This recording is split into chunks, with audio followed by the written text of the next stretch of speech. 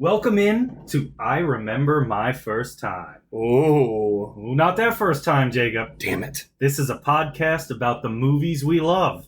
Our premise is this. One person on this podcast has not seen this movie until recently. We discuss that movie, and for us, those of us that have seen it for the first time, we discuss it upon further rewatch and our first time watching it. Jacob, what movie do we have today? We have the 1981 Bill Murray classic, Stripes. Ooh. Jacob, no, we're not homosexuals, but we are willing to learn. Oh, yeah. Definitely willing to learn. If it's a requirement. I am BJ Leica, joined as almost always by Jacob Eachus. Almost always. That's just like I love you, man. I'll see you there. I'll see you at another time. And with us today is my brother, David Eachus. Had him on special for Stripes because he's in the Army, and I'll let him introduce himself further. I didn't know I'd be introducing myself, so happy to be here. And full disclosure, I am in the Army, but never went to Army boot camp, so maybe those scenes are accurate. I guess we'll never really know on this podcast today. Well, it definitely wasn't. not accurate at all. Disclosure. I have a little bit of a confession to make about this movie that BJ doesn't know. I've never seen Stripes.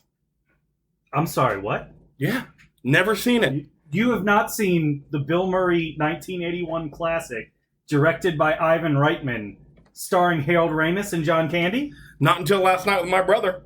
By the way, it's 41 years old now. That's how old this movie is. So it's a classic. Not just classic the way we think of, classic movies. It's If it was a car, it'd be an antique. exactly. You hear that, Bill Murray? You're an antique. Aged like fine wine. David, tell us why you're here. What kind of movies do you like? I'm a huge fan of comedy movies. Slaps any kind of comedy. And I was just introduced. Well, I've seen them growing up, but I didn't realize some of my favorite movies were slacker comedies. I didn't realize that was its own genre. So, and I think that's what you classified this movie as? Yes. It's a lot of different things, but I think first and foremost, I would call it a slacker movie. Yeah. I'm a huge fan. And it has that more traditional comedy, not like trying to go for the most laughs. Like, Yeah. hey, laugh at this scene, laugh at this scene. They're like subtle jokes, I felt. And those hit harder when you're like, especially when you're rewatching a movie, you're like, oh, I missed that one the first time. Yeah. Yeah, it's not a American Pie. No one's fucking an apple pie in this movie. Yeah. And there's a lot of improv, which was refreshing because I don't get that a lot nowadays. Love that. I kind of felt like they were. You're saying there's scenes in here that were... Oh, yeah. Ooh, Oh, that makes yeah. it even better in my head now. We'll get more into that too. Ooh. Oh, yeah. No, I had no idea. I was thinking, these are talented actors. Now it adds to it, knowing that there was winging it. So I'm going to add something in here, because I don't know you very well, David, but if there's one thing I know about you, you love The Office. I love The Office. And I think it's safe to say, all three of us, it's our favorite television show, or at least our favorite comedy, right? Oh, it's both of those things. Yes. Both of Okay. those things. Yes. We were just watching it before we started this podcast. Harold Ramis, plays Russell Ziske in Stripes, directed 4 episodes of The Office. No way. I had no idea. Ivan Reitman, the director of Stripes, his son directed 2 episodes of The Office. I have to go rewatch those episodes now. I know Jacob usually does the trivia, but he's your brother, and I wasn't going to let him have that tasty nugget. Yeah. Did you know that, Jacob? No, not until just now. Ooh. We almost missed out on some gold information there. I know it. So Jason Reitman, Ivan's son, directed Frame Toby and Local Ad. and Harold Ramis only did 4. Local Ad's such a good episode. These are some heavy hitters of what he did. He did Beach Games. Oh my God. Wow. He did Safety Training. No.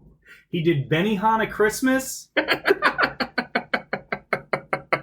And he did the Jim and Pam's childbirth episode. Wow. The Delivery, I believe it's called. That last one's surprising with the other 3 in there. Safety Training, I feel like it has him written all over it. That does. Mhm. And I thought the ad one did too. The The cold opening's the best part of that episode. Wait. The one on whatever street. He's running. That's that director. I see it. That's awesome. And so I thought in safety training, first of all, the gambling on the side. Yep. Total Harold Ramis move. The other thing that really stood out to me is when Michael and Dwight were on the roof, or Michael was on the roof threatening to jump. My life. And Jim goes, I thought the first performance was a little rough. They really caught their groove in the second performance. Thinking about taking my mom to the matinee tomorrow. Looking back on it, that is extremely Harold Ramis. Yes. Especially if you talk to almost anyone who doesn't even know The Office, everyone knows that classic line from that episode. Dwight, you ignorant slut. You could just almost anyone knows what you're referring to. My throw pillow says that right now. See? So David, I'm assuming you like this movie. I did like this movie. All right, so let's get into this movie. Let's do it. Who's ready to talk about it? I'm ready to talk about it. I'm also ready. Yes, sir. Usually to start these movies off, I do a good summary and a bad summary. I couldn't really find a bad summary on this movie because it is a great elevator pitch movie. It's real simple. Slacker John Winger, after a horrible day, decides to turn his life around by joining the army with his best friend. They get stationed in a platoon of other misfits. Hilarity ensues. Sounds good to me. I did give it some thought when I knew that you did a bad review, and I couldn't think of one either. I was like, how you describe a movie badly is what I thought about going with it. You can't do it with this one. I couldn't think of a way to do it. It's so simple. Like I said, it's a great elevator pitch. Yeah.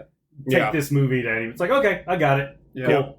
Now, critics-wise, we always do, of course, our Roger Ebert review. Oh, is he? Who is that? Is he a pretty famous critic? Siskel and Ebert. Okay. He's Roger Ebert of Siskel and Ebert. Got it. Yeah. Reviews like every movie up until he died. Ah, okay. Real unique opinions about things. Got it. What do you think he thought of this movie, Jacob? I think he liked this movie. For some weird reason, I think he liked Bill Murray's character because I think Roger Ebert's kind of a jerk and Bill Murray was kind of a jerk through the whole movie. I think he really liked Harold Ramis. I really think he liked John Candy's physical comedy because none of it was ever too much. So I thought Raj would hate this movie. He usually hates all comedies. 3.5 out of 4 stars. Oh, I wish I would have said something before you. I said I thought he was going to give it a middle ground. That's what I thought he compares Ivan Reitman to Mel Brooks and Woody Allen. Yes. That's pretty accurate. Thank you. Don't you think that's pretty accurate? Thank you. I think it is. You just usually in slapsticky movies like this, Roger Ebert's a little too highbrow. He loved it. One of the highest critic reviews on this movie, on this film. Oh, nice. Knew it. What did a bad critic say? A review not as kind as Mr. Ebert's was done by Time Magazine. It says it was a staff-written column. I don't know what that means, because it's a paragraph. Tired moviegoer, meet tired movie maker. Director Ivan Reitman is a canny merchant.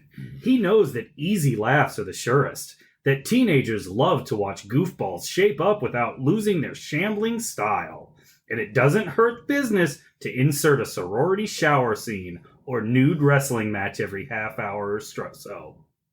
Stripes will keep potential felons off the street for 2 hours. What? Wow. That was a little harsh. One, there was no easy laughs in this movie. No. I think people got hit in the nuts a couple times. Sure. I guess that's easy. But you're wrong, man. Okay? You're wrong. And how War on Drugs is this comedy movie will keep felons off the streets for 2 hours. Right. That's the dumbest thing I've ever heard in my life. I hated that review.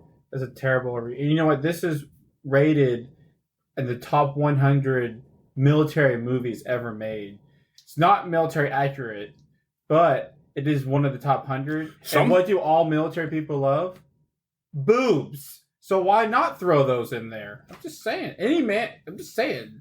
Preach. Yeah. Chicks like boobs. And I don't know a single person who says, "Hey, you want to see some boobs?" I'm like, nah.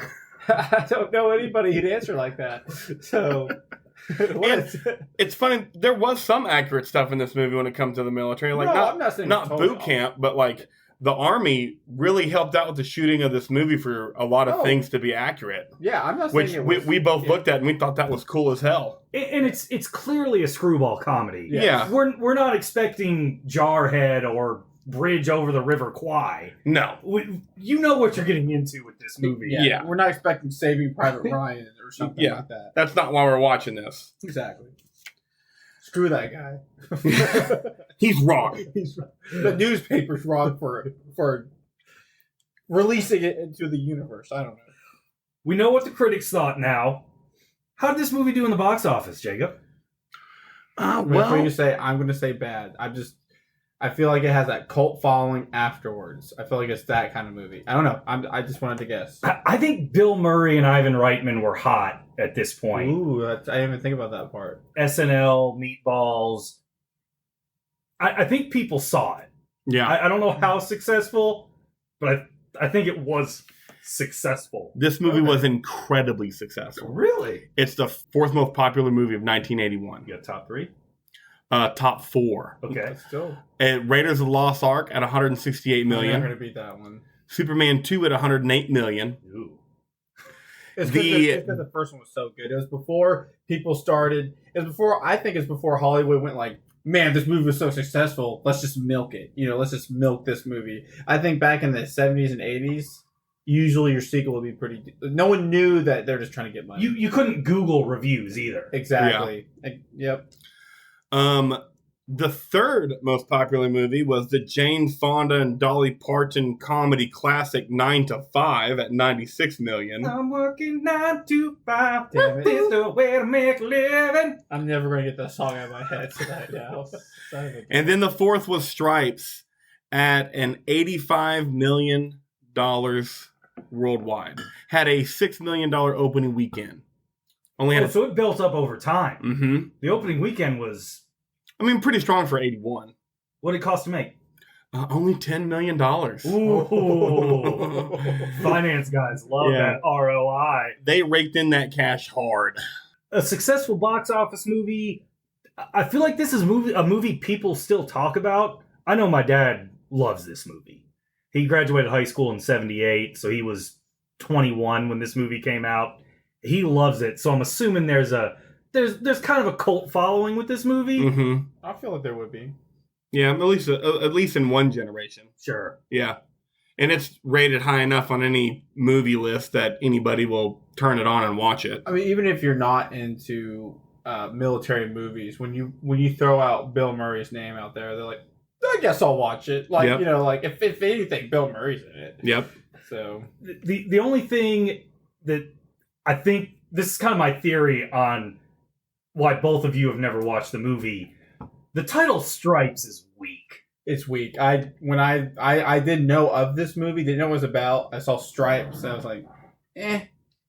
Even on Netflix, it's like a faraway shot of Bill Murray holding a rifle in military fatigues, and you're like, what is this? Mm-hmm. Yeah, they did. Yeah, the production, I don't know not the production, but it's just bad name.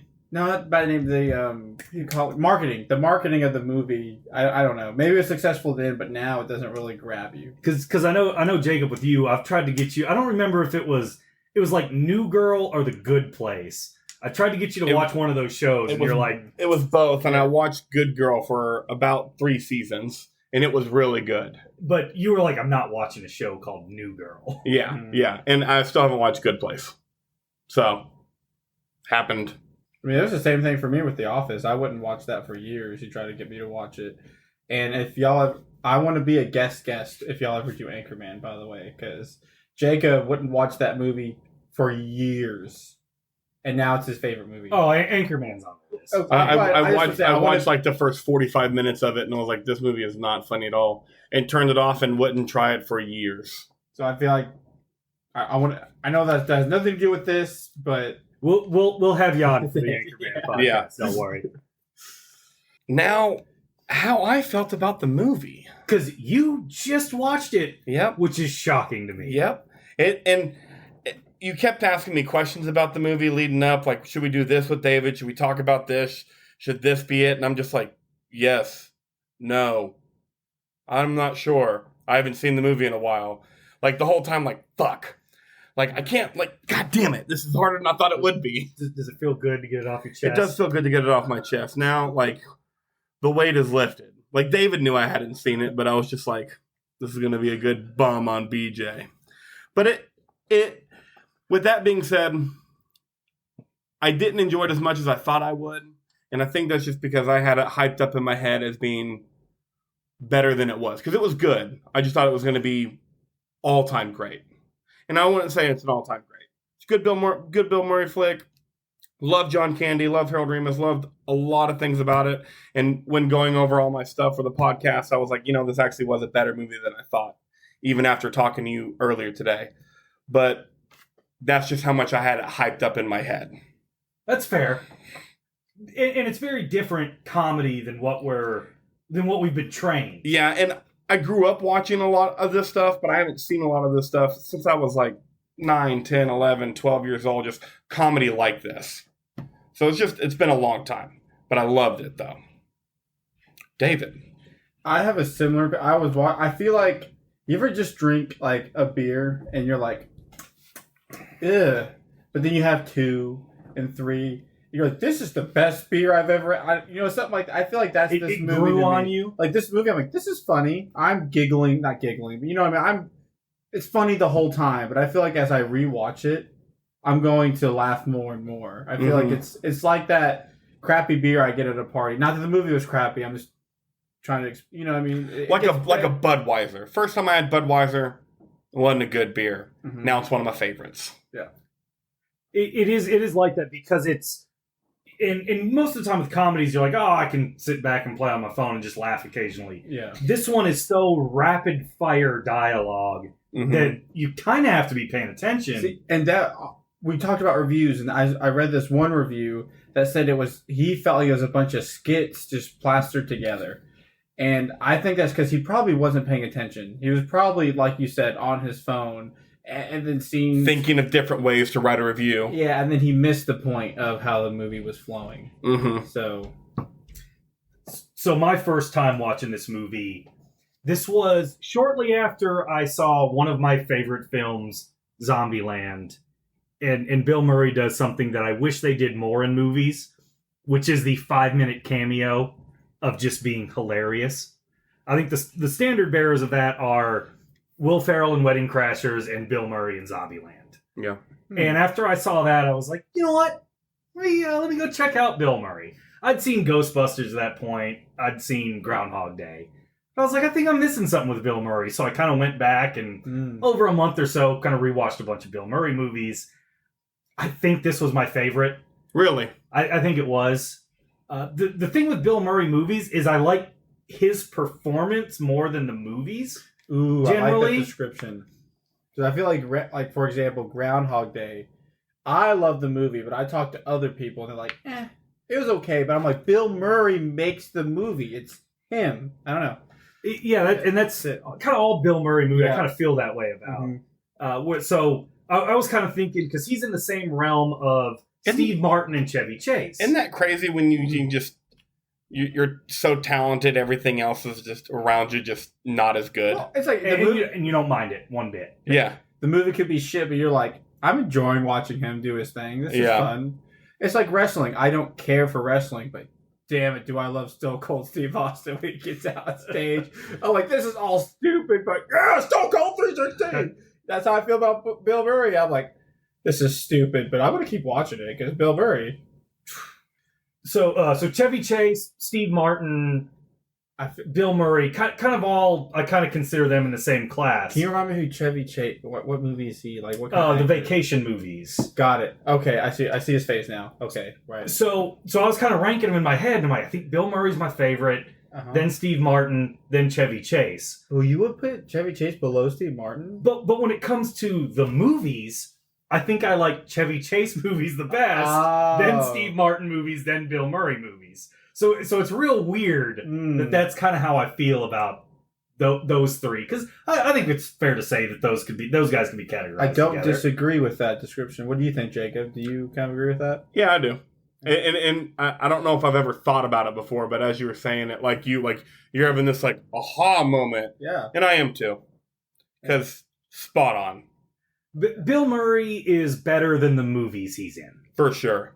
I hate that that's a true statement, just because With the exception of movies are good. With the exception of Ghostbusters. Well, see, I feel like they're like Ghostbusters, the one with all the women. They're like, it ruined the franchise. I was like, did it though? I feel like the second Ghostbusters did that for him. I think there's a reason they didn't make a third one, right? Yeah. And I love the second one. Oh, but the second one was utter garbage compared to the first one. Not compared to anything. It was just garbage. It was not good. On a side note, I was not defending the 2016 Ghostbusters. I hated it too. I'm just saying. Yeah. But I never finished it. It had been long ruined before then. Yeah. Second time watching it most recently, I should say. It really stood out to me that it was made in 81, but I feel like it's a 70s movie.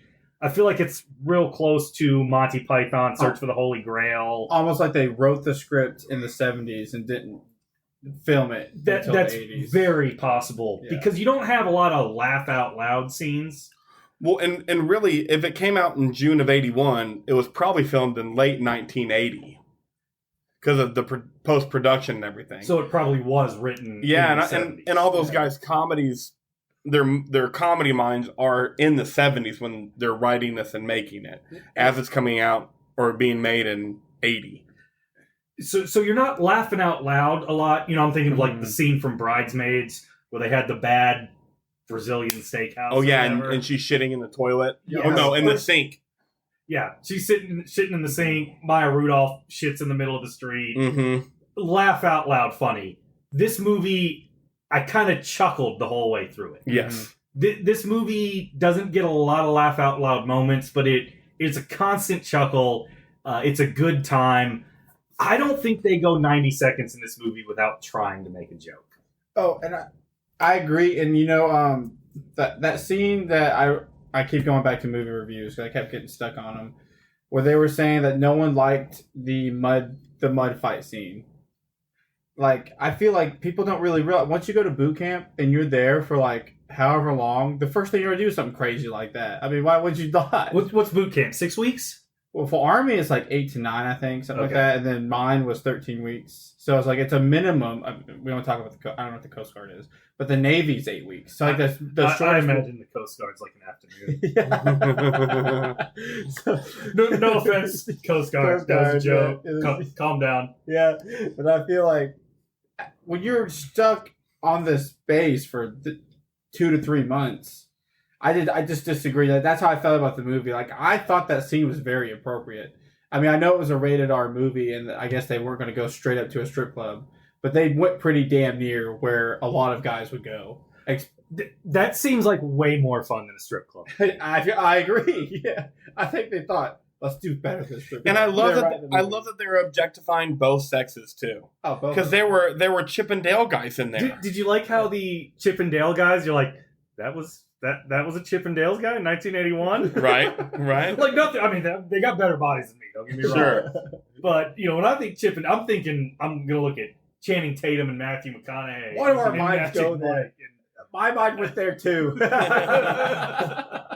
Damn you, Channing Tatum. my mind goes to that scene in The Curious Case of Benjamin Button when Brad Pitt's finally at that perfect age and he comes out shirtless, 6-pack, and he just got out of the shower, and homegirl's like, oh my God, you're perfect. And I look at myself and go, he fucking is. Jesus Christ. Well, you got the way we're talking. Bill Murray already covered this at the beginning of the movie, like you said when you quoted the movie when we first started. I'm not homosexual, but I sure can learn. If no one else has anything else to add about this movie, we're going to get to our overarching discussion. We talk about something different depending on the movie. This movie was kind of difficult for me to choose. It's a lot of movies. It's a Bill Murray movie. It's an Ivan Reitman movie. It's a 1980s movie. It's a buddy movie. But I think most of all, I think this is a slacker movie. Yes. And I personally love slacker movies.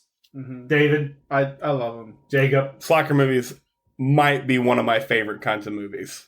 What do you like so much about slacker movies?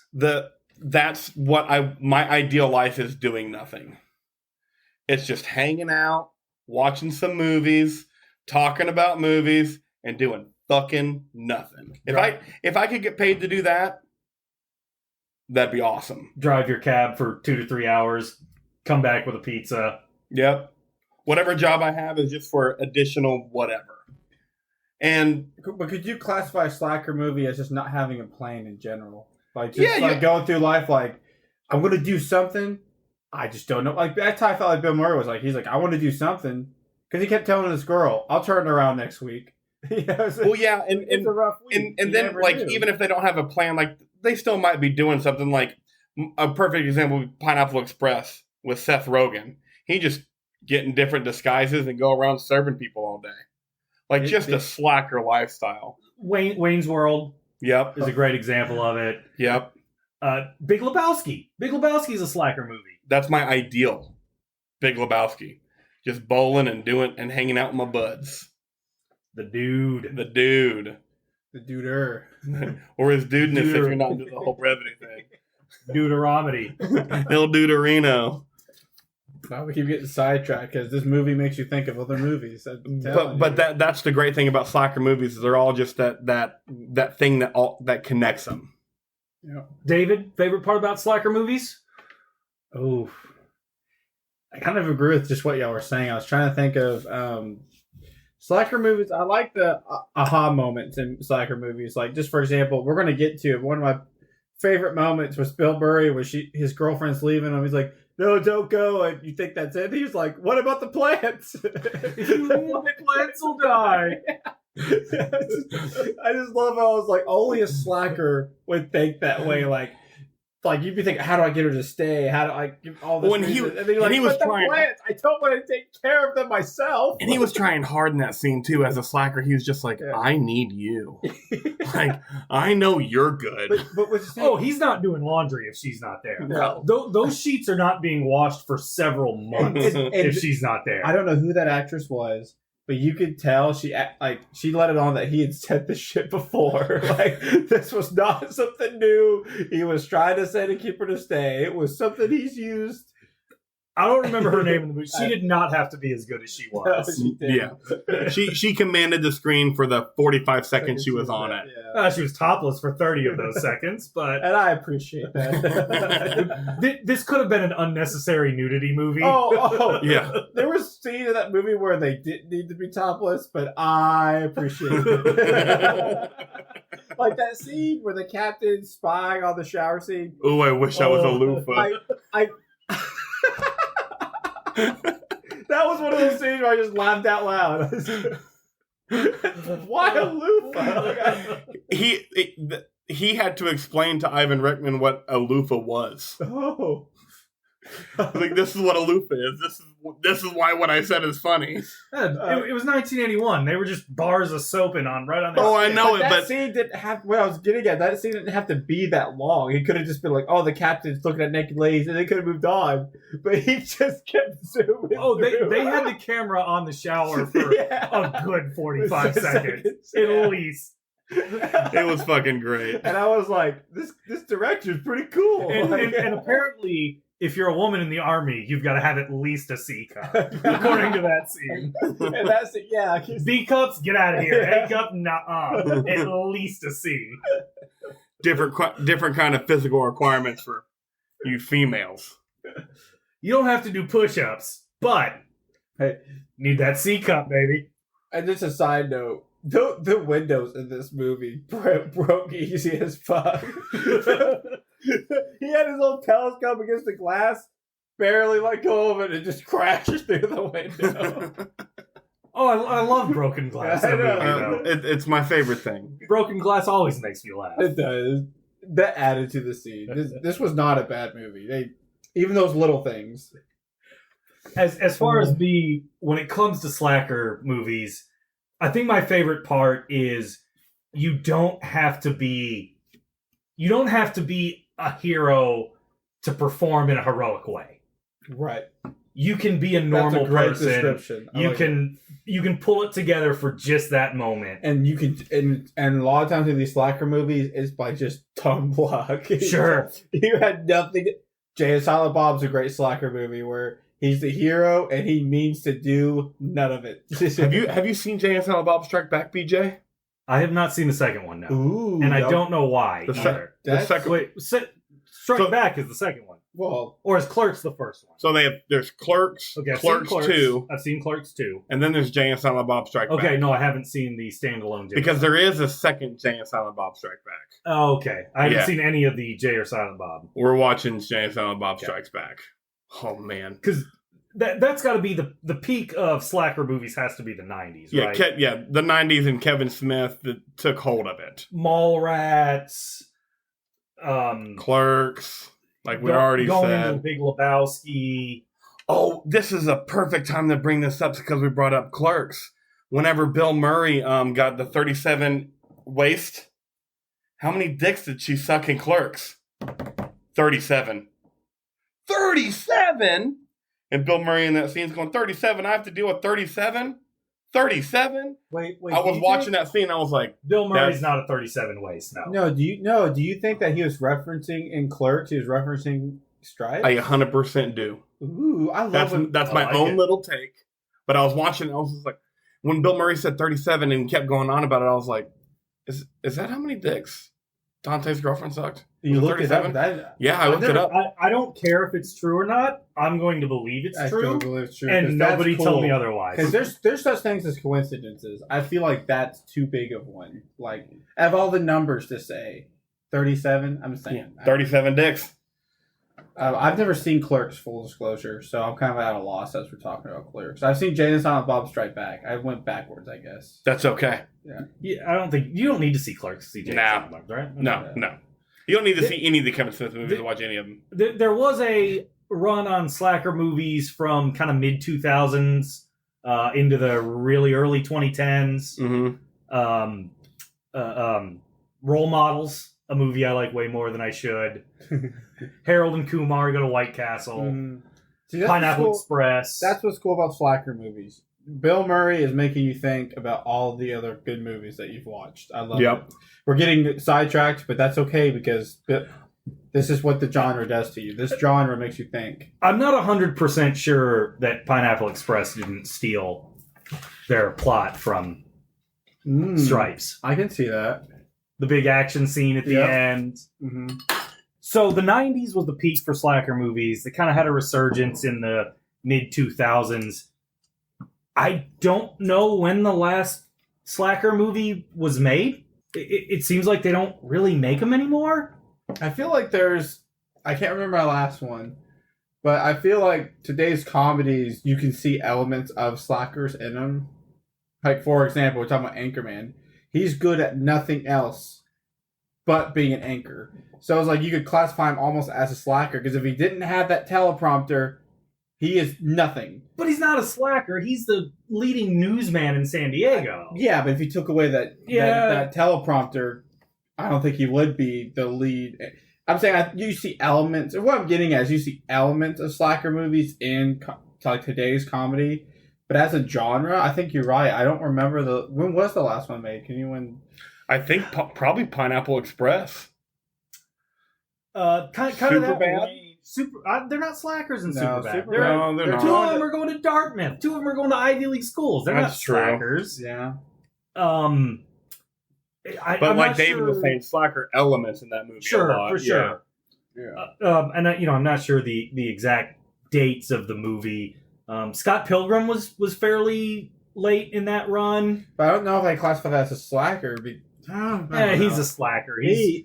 He's 24, dating a high schooler. Is that how old he doesn't have a was? job. I guess I never caught that for some reason, that he was older in that movie. Like, 2010 is when Scott Pilgrim came out.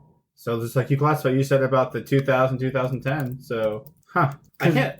You know, Bridesmaids, Kristen Wiig's I wouldn't classify her No, as that's a not a slacker. in slacker. that. Pineapple Express came out in 2008. Right. Like I think We're getting Then. old. I'm just like all these movies. Yes, I was younger watching them, but still, like if you asked a school age kid right now, hey, you remember Jay and Silent Bob? they'd be like, "What? What movie are you talking about?" You know what I mean? Like Pineapple Express. They'd be like, "What?" Young kids ain't listening to podcasts. Well- They're too busy on TikTok.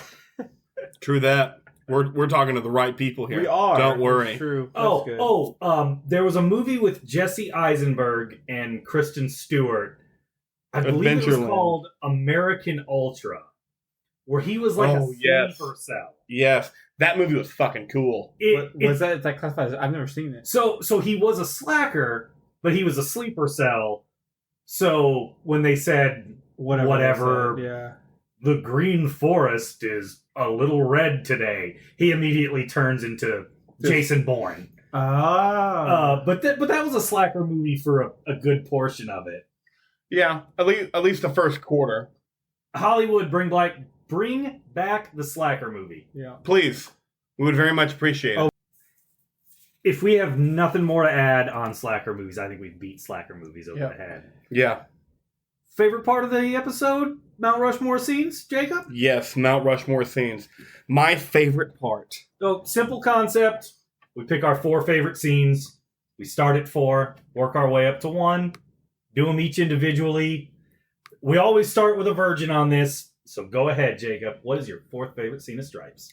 The introduction at boot camp when Sergeant Holka has everybody in the barracks and everyone's telling everybody why they joined the Army. The whole thing was improv. I didn't realize watching it at the time, but Sergeant Holka's laughing. They tried to do many different takes on that scene, and I can understand why, because all that shit was funny. I mean, I like fast cars and fast women. That's why they call him a cruiser. And he wanted to join the Army before he got drafted. There ain't no draft, bro. Wait, there was a draft? No, there's not now, but Jesus. And then Francis Sawyer, we get introduced to Psycho. I loved him. He wasn't as intense as I needed him to be, but he was intense enough for the very start. Like, touch my shit, I'll kill you.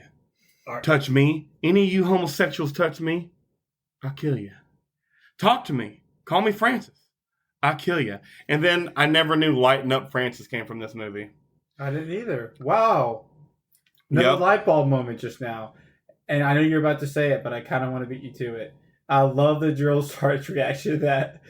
Always like lighten up. He makes sure he calls him Francis. Like, as he's portrayed as a hard ass. He's the hard ass drill sergeant. He's like, lighten up, bro. Yeah. He made sure he insulted him lighten up Francis. He didn't have to say Francis. He didn't have to say Francis, but he did because he was like, know your place, bro. Yeah, exactly. You're saving the best for the last in this scene, right? Oh, yeah, of course. Okay. John Candy wanting to be a lean, mean fighting machine. Harold Ramis. I love his definition of being a pacifist. Don't hit anyone unless you can get away with it. That's right. I missed that. That is good parenting right there. This would have made my scene if I remembered that. Oh, that's perfect. Bill Murray joining the Army because he wants to get more chicks. He wears a bunch of interesting underwear, but not often. But when he does, it's interesting. And then he called the guy next to him Lee Harvey Oswald. Called him just Lee Harvey, but I was like, oh, I love this scene. Loved it. So you didn't like that John Candy's therapist said that he swallows his emotions and a lot of pizza? I did like that. But I like the Lee Harvey more. Yeah, the Lee Harvey. There's nothing better than a good Lee Harvey joke. No. And before I get done talking about this scene, Francis was Norman Bates' middle name from Psycho. Oh, Alfred Hitchcock. Yeah. That's why they named him Francis. I would touch on what you said about the John Candy. John Candy's like, I love how there's not a whole lot of actors that can laugh at their own jokes and you still laugh because sometimes it's not funny to laugh at your own jokes. I laugh at all mine because it brings me joy. Screw you. Yeah. Well, I'm happy. But when John Candy did it, he was like, and pizza. He like nudged him like, that made me laugh more when he was like, and pizza. And I was like, David, no one in my life makes me laugh more than me. Same. I'm a funny motherfucker. So I get it, John Candy. Yeah. R.I.P., baby. All right, David, your 4th favorite scene. I already talked on it a little earlier. I know they aren't like, I have a different viewpoint on mine, but Just that one little, it made me laugh out loud. I think we're gonna say it later, but when he's asking his girlfriend to stay, and he just talked about the plans, that really got to me. I just couldn't stop laughing. He's like, "What the plans?" Like right now, I can't even talk. And There's no way that was a scripted line. No, there's no way. There's no, and that's the kind of improv I love. It's just like as soon as she shut the door and he said that, she was dying on the other side of that door. Just laughing. She couldn't even hold herself together. Yeah, What about the plants? I almost wanted to make that further up on my list, but that's where I'm going to put it. Yeah. What about you, BJ? Fourth favorite scene is I love a montage. You know this, Jacob. The boot camp training montage. John Candy's physical comedy is killing it. That made it on my honorable mention because you have to have that. It's just you have to have a montage boot camp thing in any war movie almost. Well, and one thing you loved about the montage you mentioned last night was, of course, the military is still going to find a way to pick up trash. Oh, yeah. Damn it. I forgot all about that scene. You're right. I said it last night, but yeah, it was like during boot camp, you see all this training, obstacle courses, shooting, bayonets, and then you see that working party where they're just picking up trash. I'm like, that's the military. How many times did you pick up trash in boot camp? I still pick up trash, by the way. It's not just boot camp. I'm an E5, and I've seen sergeant majors picking up trash with us. It never ends. By the way, sergeant majors, those who don't know, is the highest enlisted rank. They may not pick up a lot of it because you make your soldiers pick them up, but it never ends. It's a cycle picking up trash. So those of you listening, if you're in, please throw away your trash because you'll end up picking it up later. Someone will. That's probably going to be you. Yeah, exactly. In one form or another. Because you saw it in this movie, and I loved how they brought that back of just them picking up mindless trash. Psycho attacking the dummy with the bayonet. Yep. That was my favorite Psycho scene. Yeah, that was a good one. And did it show the drill sergeant like stare at him? Like, yes. Yes. Yes. Just let it go. Probably saying lighten up Francis in his head. Yeah. To piggyback off BJ's fourth favorite scene, my third favorite scene was the boot camp montage. The boot camp montage. Yes. And the thing that I loved about it the most was, of course, John Candy's physical comedy. I thought it shined the most outside of one other scene in this movie, which is in my top 4, so I'll wait. I loved how long it was. How long boot camp took in this movie annoyed me, but how long the boot camp montage scene, I was so down with. It could have went longer. And remember, I don't know if we touched on it yet, but we did talk about, you mentioned earlier the Army supported this movie. We said that those were actual Army obstacle courses. They weren't just like movie set, let's throw up some nets or what. That was that's cool. Yeah, that was the boot camp of the day courses. They used an actual base. They renamed the base, I'm pretty sure, but that was an actual Army base, actual obstacles. I know the trivia's later, but bring out trivia whenever you got it. But I thought that was it. That's why we have you on the podcast about the Army. Yeah. The documentary Stripes. Oh, I did tell this. We're going to get to it later, but when they're on that... Oh, that's a deleted scene. Never mind. That's what we can talk about deleted scenes. They got on a C-130, and I was like, oh, that's what they still look like. That's how old these planes are. Yeah. Hey, when you build something that good, you don't change it. Yeah, that's exactly it. Third favorite scene, David? I liked the Army recruitment scene where I almost made it higher on my list. I really did. I almost made it higher, but it was like, have you ever been convicted of a felony? And they both looked at each other. Convicted? No. and to stay true to most recruiters, I'm talking to you recruiters. Yeah, he just ignored it. He was just like, let's move on, sign this paper. It's like great, I can check that box. Here you go. Yeah. And that was close to being the best line of that scene. Yes. Yeah. But what was the best line? No, you go ahead and say it. No, this is your favorite scene right now. Nope, I want you to say it. You said it better. I want it the full effect. The full effect? The full effect. Oh, man. Are any of you two homosexual? No? But we can learn if we need. That was funny. So I'm old enough to remember the Don't Ask, Don't Tell. Both of you are slightly younger than me. Do you remember the don't ask, don't tell controversy? We do remember it, but even if we were too young, our aunt has been an open lesbian since she was about 14 or 15 years old. She needed to needed to, because that's what she wanted to, join the Army and fight in Desert Storm. So she got married to a man, kept her last name, joined the Army, said that was her husband, got out, divorced him, got with her girlfriend. Yeah, that happened.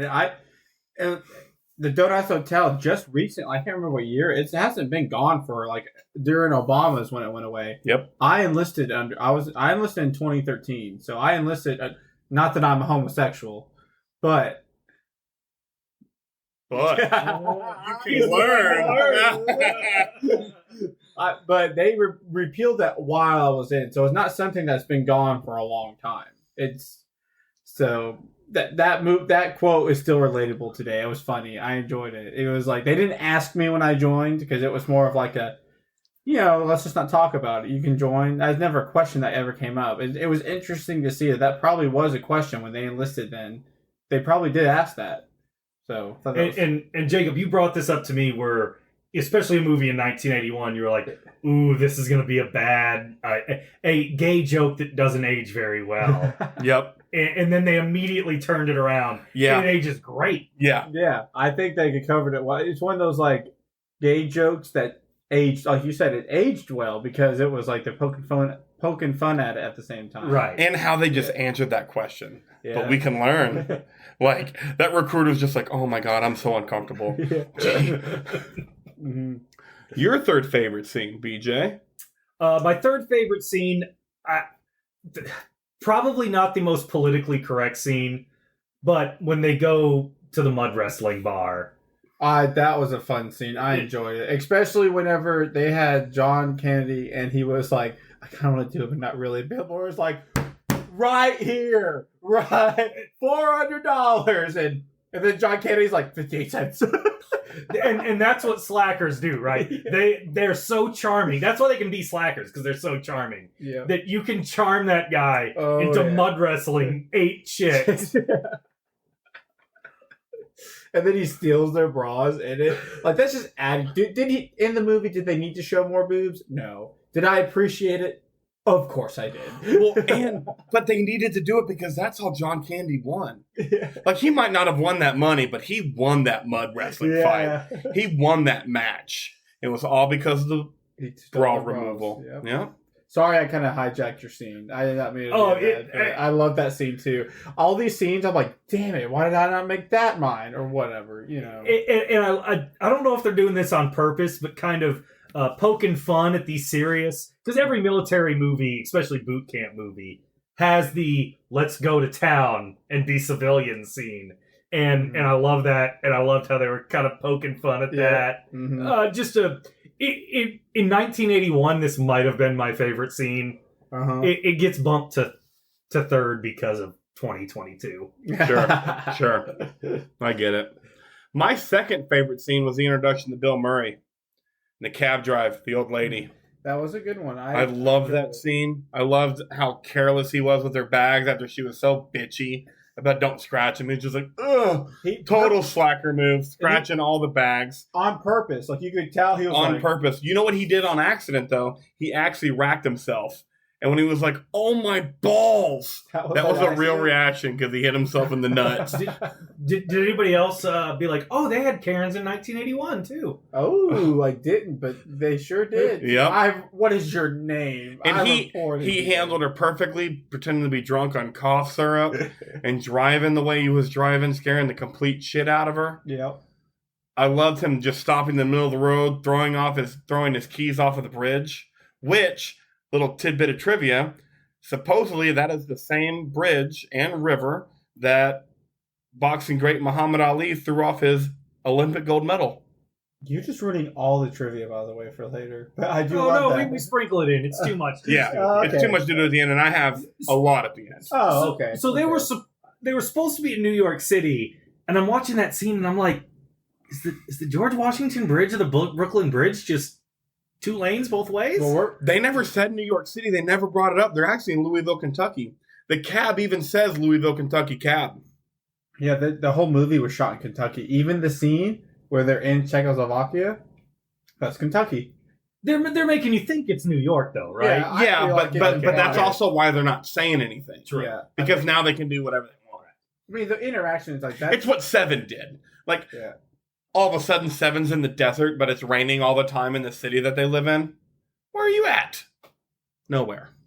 So What's in the box? what's in the box? I gotta watch that movie again. I haven't seen it for like 20 years. That's not true. I'm only 27. David, on to your second favorite scene. My second favorite scene, and it wasn't like it. I'm kind of combining it with the reveal because that part was funny. Like when they revealed the Winnebago, like this whole movie, they're talking about not the whole movie, but a lot of the movie they're talking this top secret government funded urban assault vehicle. You're like, ooh, I bet this is some kind of. I know you guys may not know this is a BM-80 or that's the name of it. Anyways, I'm thinking this could be something like that. Like, ooh, this could be cool. And then this thing. I'm thinking something that looks like a giant Batmobile, basically. I don't know what it was going to be, but it was built up in my head.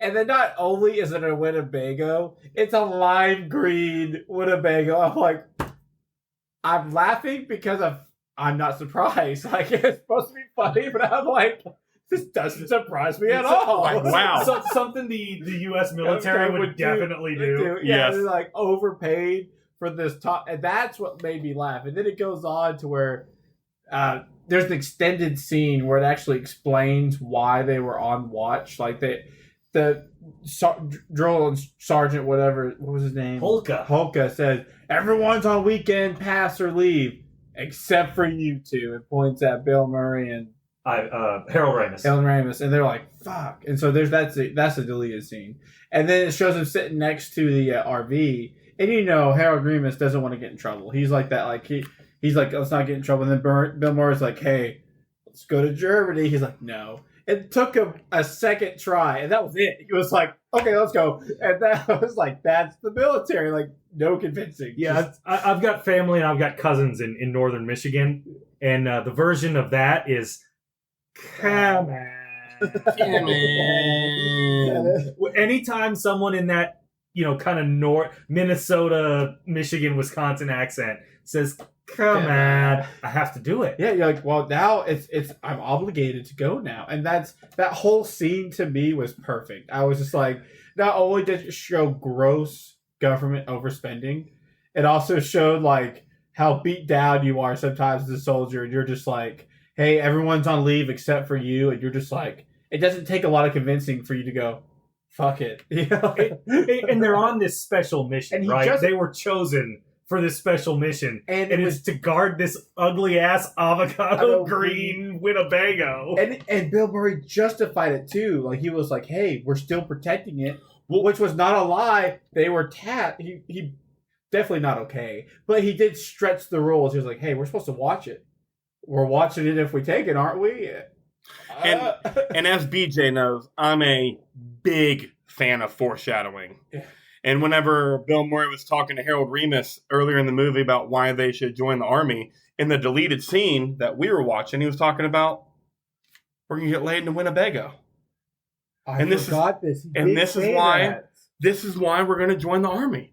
Because we're going to be in some station in Vietnam, and they're going to be like, hey, you got a Winnebago, and I'm really happy you're keeping the Chinese off my back. So I'm going to be like, yeah, you're welcome, lady. And we're going to get laid. And then the Winnebago showed up later. Wow. It all makes more sense now. I missed that when we were watching it. He did say, he was referencing the Winnebago later. It adds to the funniness. I feel like this should be my number one, but we'll reach it later. So I watched this movie by myself, and when the camera comes in and shows that Winnebago, I believe the noise I made sitting by myself in the living room was, "Put!"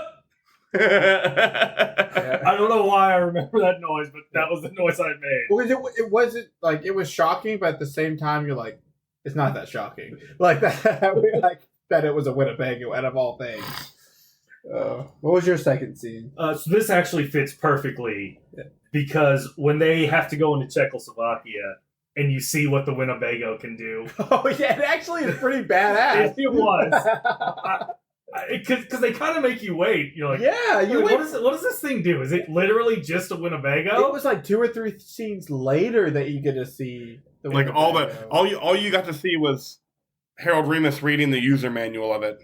Yeah. Like, this shit does a lot of cool shit. Yeah, and I never thought we'd get to see it because I thought that was going to be part of the joke. That we were going to be introduced to this top secret Winnebago, and then that was kind of going to be kind of the joke. Like, that was all we were going to get to know about it. Oh, no, Like, it was pretty badass. Yeah. It was it had missiles and armor on it. Granted, that armor, if you really look into it, wouldn't have done shit to bullets. But it was still fun. It doesn't to watch. matter. It doesn't matter. It was Yeah. fun. It was. They're breaking them out when John Candy Ox goes to charge was he the captain, the annoying guy? Yeah. I don't remember what his rank was, but he's pissing Ox off. Yeah. He goes to charge him and just busts the door open. Yep. Well, one thing I loved, I read too much into movies sometimes. Like, you just need to enjoy the movie to enjoy the movie. 'Cause I love how the Czechoslovakia Russian soldiers were gone conveniently when they needed to be. They're on their tails, and then they're just gone. And they're, like, doing all their other escape stuff. And then they're back again. Like, what were the Russians doing? Like, hey, let's give them a minute. Hold on. Yeah, they're just there's what, a dozen of them. Yeah. And they're just walking right through the base. No one sees them. Yeah. It was a base. There are literally military personnel everywhere. And especially if you're on alert, you're going to be swarming. But nope, they're just like walking through base, and they're just like, yeah. The way they ran away from the flamethrower and never came back, that cracked me up. I laughed more than I should have. Like, oh no, a flamethrower, run! Can we go back? Nah, man, it's a flamethrower. Like, fuck that. Yeah. Hell no. Fuck that. Yeah. Flamethrower is not my friend. That was a good scene. At first I thought it was underrated, but that adds to the comedy to me, where it's like, we're the soldiers. And that's where I got like real Pineapple Express vibes. Yeah. Where the big, like, oh, this is an action movie all of a sudden. Yeah. Great. Yeah. So my first favorite scene, mud wrestling scene. We've already addressed it. I'll just say, love John Candy's physical comedy. Quick bit of trivia about that scene. It was all made up on the spot by Ivan Reitman. John Candy was very uncomfortable during the filming, and Reitman had to talk him through it. He's very uncomfortable with all that physical comedy he was doing, which even adds to how just great that scene was to me. And then what really made me like that scene before the physical comedy was Bill Murray's motivational speech, which I have right here.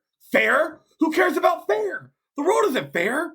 Truth is fair. Is it fair that you were born like this? No. They're not expecting somebody like you in there. Ox, they're expecting one of these slugs. You're different. You're weird. You're a mutant. You're a killer. You're a train killer. You're a lean, mean fighting machine. $413.58. And the way they described Ox's character in that movie, that was exactly the kind of speech that character would need to hear to get in there and rip off some bras, you know? John Candy is the cherry on top of this movie. He was an unexpected actor in it. I don't know. It's definitely a worse movie if John Candy's not in it. I agree. You know what? One actor I was surprised to see in it, he was such a small part of it considering all the other actors.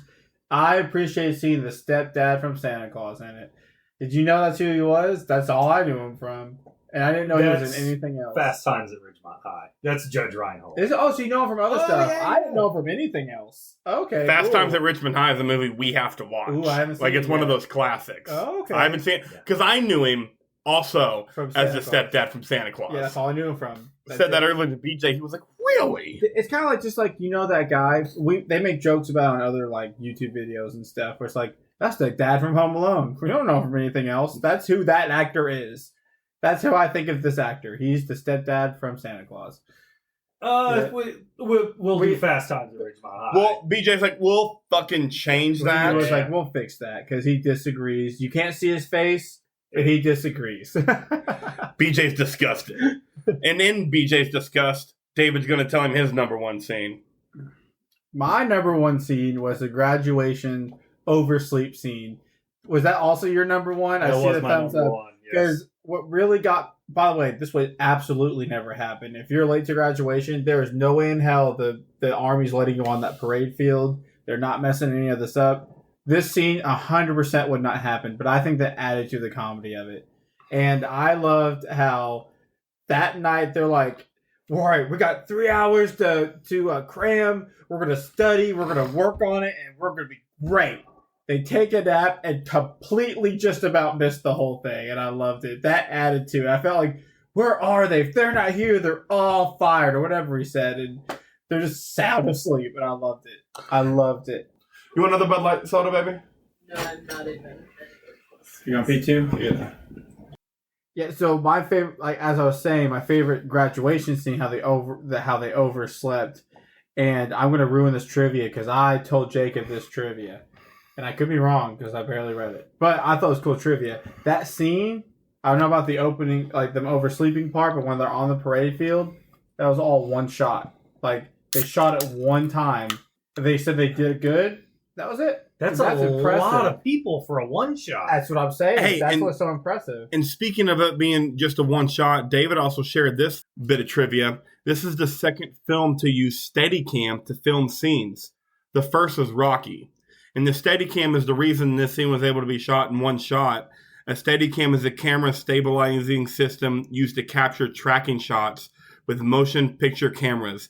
It isolates the camera's operator's movement and makes the shot look smooth and controlled, capturing the action without any wobbles. And I think that that's how movies are made now. Because you don't ever see wobbles or anything.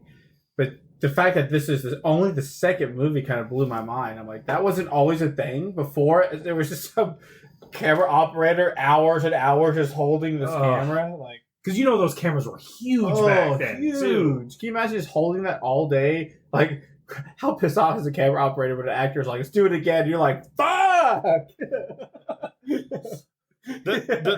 damn it, Judge Reinhold, remember your fucking line! My shoulder's hurting like a bitch!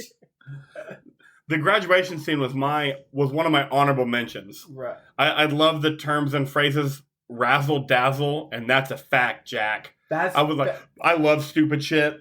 I wear stupid t-shirts. I love stupid sayings. Love that shit. That's where that saying came from, where you hear that's a fact, Jack. It's from this movie.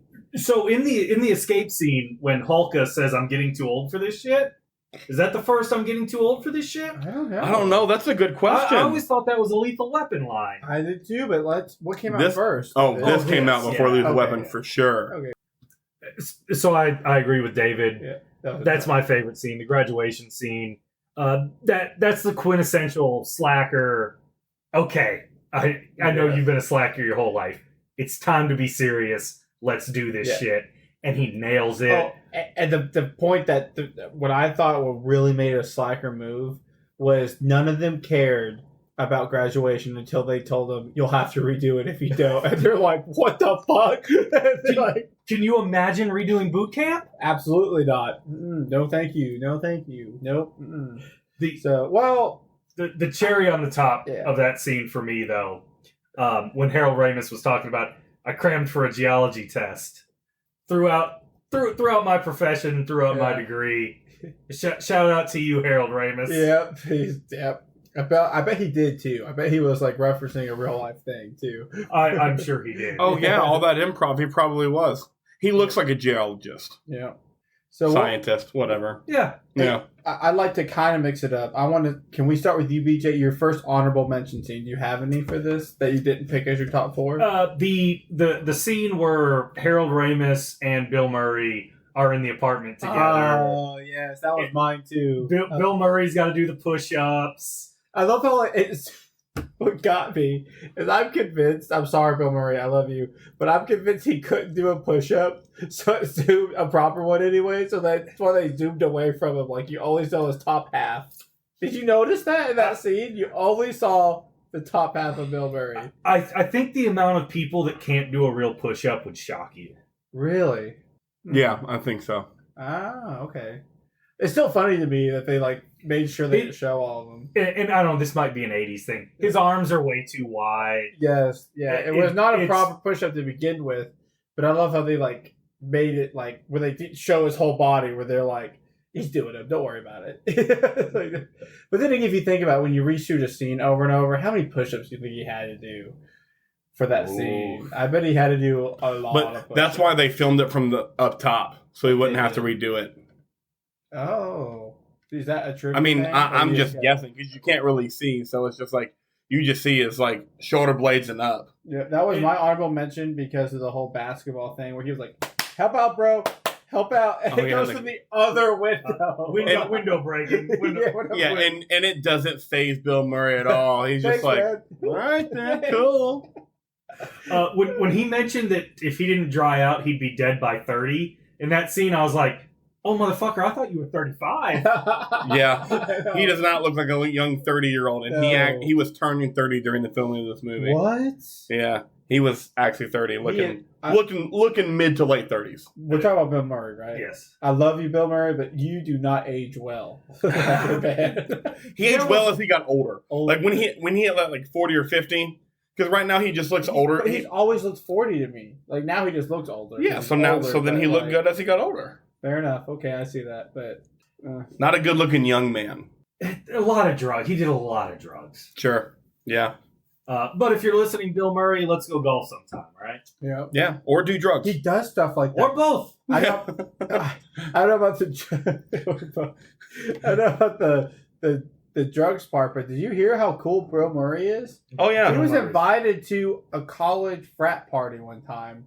He showed up and partied for a little while, did the dishes, and then left.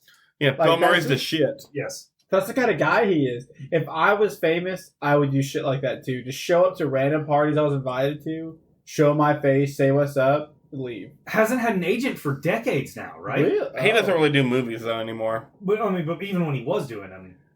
I don't know the answer to that question. And shout out to Bill Murray in Space Jam. When Michael Jordan asked him how he got there. I forgot he was in Space Jam. I forgot he was in that. And then I was like, how'd you get here? And there's no explanation. Just that Bill Murray. Driver dropped me off. Yeah. Because Michael Jordan had to do all this shit to get there. The Looney just had to come get him. And then Bill Murray just shows up. Like, how'd you get here? Driver dropped me off. Like, no other explanation besides Bill Murray could go wherever the fuck Bill Murray wants to go. And that was the explanation. I loved it. Damn, we gotta do Space Jam. You gotta do that one too. That was a fun. BJ just rewatched it. He said there's no point. Oh, okay. He said you remember all of the good parts. All of the nostalgia you just had. You got it. Got it. So the podcast is called I Remember My First Time. So it may be good for remembering the first time. Because it would be a nostalgia trip. That's true. You're just like, because when I watched that movie, I was like 7. And I was like, I didn't even like basketball, but I thought it was a fucking tit. Do you have any more honorable mentions? I said the basketball throw. You already mentioned the boot camp montage. The last one, we have not talked about it yet, was the son of bitch.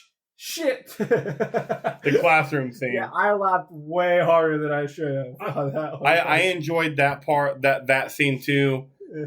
Not because the son of bitch shit part, but when because I'm watching him and DJ said this. Please go. When I'm watching him, I'm watching what was his name in Ghostbusters? Dr. Venkman. No, that was Bill Murray. I don't Dr. remember. Venkman was Bill Who Murray. cares? I'm watching Harold Ramis from Ghostbusters, and he's just like, so, my name is Russell Zinsky, but y'all can just call me Russell. There's no point in calling anybody by their last names, because I probably couldn't pronounce any of your last names. And that made me laugh harder than the son of bitch shit. For those of you who haven't seen this movie, what made that scene, what he's described even better, is all you see is his face as he's talking. You don't even see who the people in the class are, and then it zooms into the people, and none of them speak English. None of them speak English, and it's not because the first person says he speaks a little English. A little English, and this is why. So you know what? Perfect transition. Yep. The part of the movie that made you laugh more than it should have. It should have. Yeah. This was mine, and it wasn't the original guy saying "son of bitch shit." Really? It was the class saying it after he said it. Yes, yeah. That was just cracked me up. They all thought, oh, he knows something. Let's all say it too. I loved it. That was. And then he has everybody singing in the class, and he's singing the lyrics, and they're just singing the do ah diddy diddy dum diddy do. What are you teaching him here, Harold? That was that scene. I felt like it was. Could the movie have gone on without it? Yes, but I feel like it was great that it made the movie. Like it wasn't one of those like cut scenes. I think it was great. I enjoyed that scene. What about you, BJ? Did you have an honorable mention, or was that? That was it. Let's move to the scene that made you laugh more than it should have, David. It was basically that. It's that one. Is that the same scene for all of us? Well, mine was the recruiting scene. Okay, that made me laugh more than it should have. Because when he first asked them if they were homosexual, I was like, "Oh my god, this is the first did not age well joke in this movie," and wow. And then they were like, "But we can learn if we need to," and I was like, "Nope, I stand corrected. This aged well. I fucking love it." And I just love how jokes don't necessarily like. I feel like if you're going to be a true movie connoisseur or however you want to call it, not all jokes have to age well if you understand the time they were made. Correct. I feel like you understand that this, like that joke scene, people today may have been offended by us laughing that foreigners couldn't speak English. But it's just funny because it's fun. We're not laughing at it for that reason. We're laughing at it because it's funny. Like no one's doing a topless mud wrestling scene in 2022. Exactly. We're just enjoying a movie just to enjoy the movie. They're not trying to be offensive in the movie. They're just trying to make a joke that's funny. And you can't do that today. You can't just make a joke to be funny anymore because somebody will be offended for whatever. That's why I feel like the 80s and 90s were just gold comedy years because you could just make a joke about anything and just laugh, and nobody got mad at you for laughing. And kind of knowing where it's offensive, And they never made real offensive jokes. No. You're right. There were no real offensive jokes. Did they push the line? Of course they did, on certain jokes. But it was because they knew how not to cross. You know what I mean? Like I just enjoyed the 80s comedies and 90s. Well, if comedy's not pushing the line, what's comedy doing? Yeah, exactly. Probably getting hit in the face. Whoa, Chris Rock! That was a great Rob Riggle throw into this podcast. So, just want to say, didn't do that on purpose. Yeah. If there's no other scenes that we want to talk about, we're going to move on to character breakdowns. We'll start off two main characters. Bill Murray as John Winger. Bill Murray's outstanding. I think we've touched on Bill Murray this whole time because how good he is. I just felt like he did that character justice. He's cool. He's confident. He's a slacker. Mm-hmm. Funny, charming.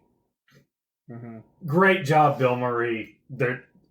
No notes. No notes on Bill Murray. I don't have any notes. What I appreciate is it's kind of like he kept that everyone, I don't want to say everyone because I don't know everyone, has that like inkling in the back of their head to join the military and just to get out of whatever rut they're in or whatever. And Bill Murray doesn't even like say that to his girlfriend at the time until she leaves him. That was like the straw that broke the camel's back, so to speak, where he was like, hey, I don't have to change anything. I still got my girl. And then she left. He's like, well, I got this backup.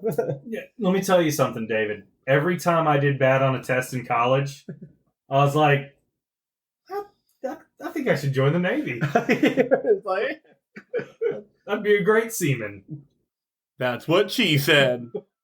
Not really, though. But I was laughing but drinking part of my beer, so it was a funny joke. But I did every time I did bad on a test in college. It was like, military doesn't seem too bad, right? Bill Murray, no notes for Bill Murray. I thought he just did a good job being a slacker. I thought he did a good job. I mean, Jacob, did you have any notes? No, Bill Murray was great. Yeah. I thought John Candy was the best part of the movie. But he was such a minor character. But I still thought he was the best part of the movie. But before we get to John Candy, one of the things I liked that you said last night about Russell. Harold Ramis, yes. Was that there's always that one guy that joins the Army or the military or whatever that you don't think is going to be very good at it, and why are they joining? And then they just love it. Yeah, and he had that emotional he had that one scene. I can't remember if it was a cut scene or in the original movie. You can verify this for me, where he was like, I forget Bill Murray's name in this movie. We just John. said it. John. He was like telling John by the bunks in the barracks room. He's like, John, this is the best day of my life, and I can't believe this is happening, and I've never been more happy. But get me the fuck out of here. I was like, I don't remember that. It might have been a cutscene, but he was like, I'm so happy that we did this, but I hate myself for doing it. And I was like, my God, that's the military. I do remember when he asked Bill Murray if he thought he'd make a good officer. And Bill Murray was like, what? Like, chill out, dude. So one of the bonus scenes was a bonus scene part. No, I know, but one of the bonus scenes is just Bill Murray and Harold Ramis. And it's right after the distress call. Everybody's been caught up in the Soviet Union. And Bill Murray's like, let's go rescue him. Come on. And Harold Ramis is like, man, I made a promise to myself that I would try to never kill someone or die. And then Bill Murray goes, yeah, but what if the Russians had your sister and they were raping her?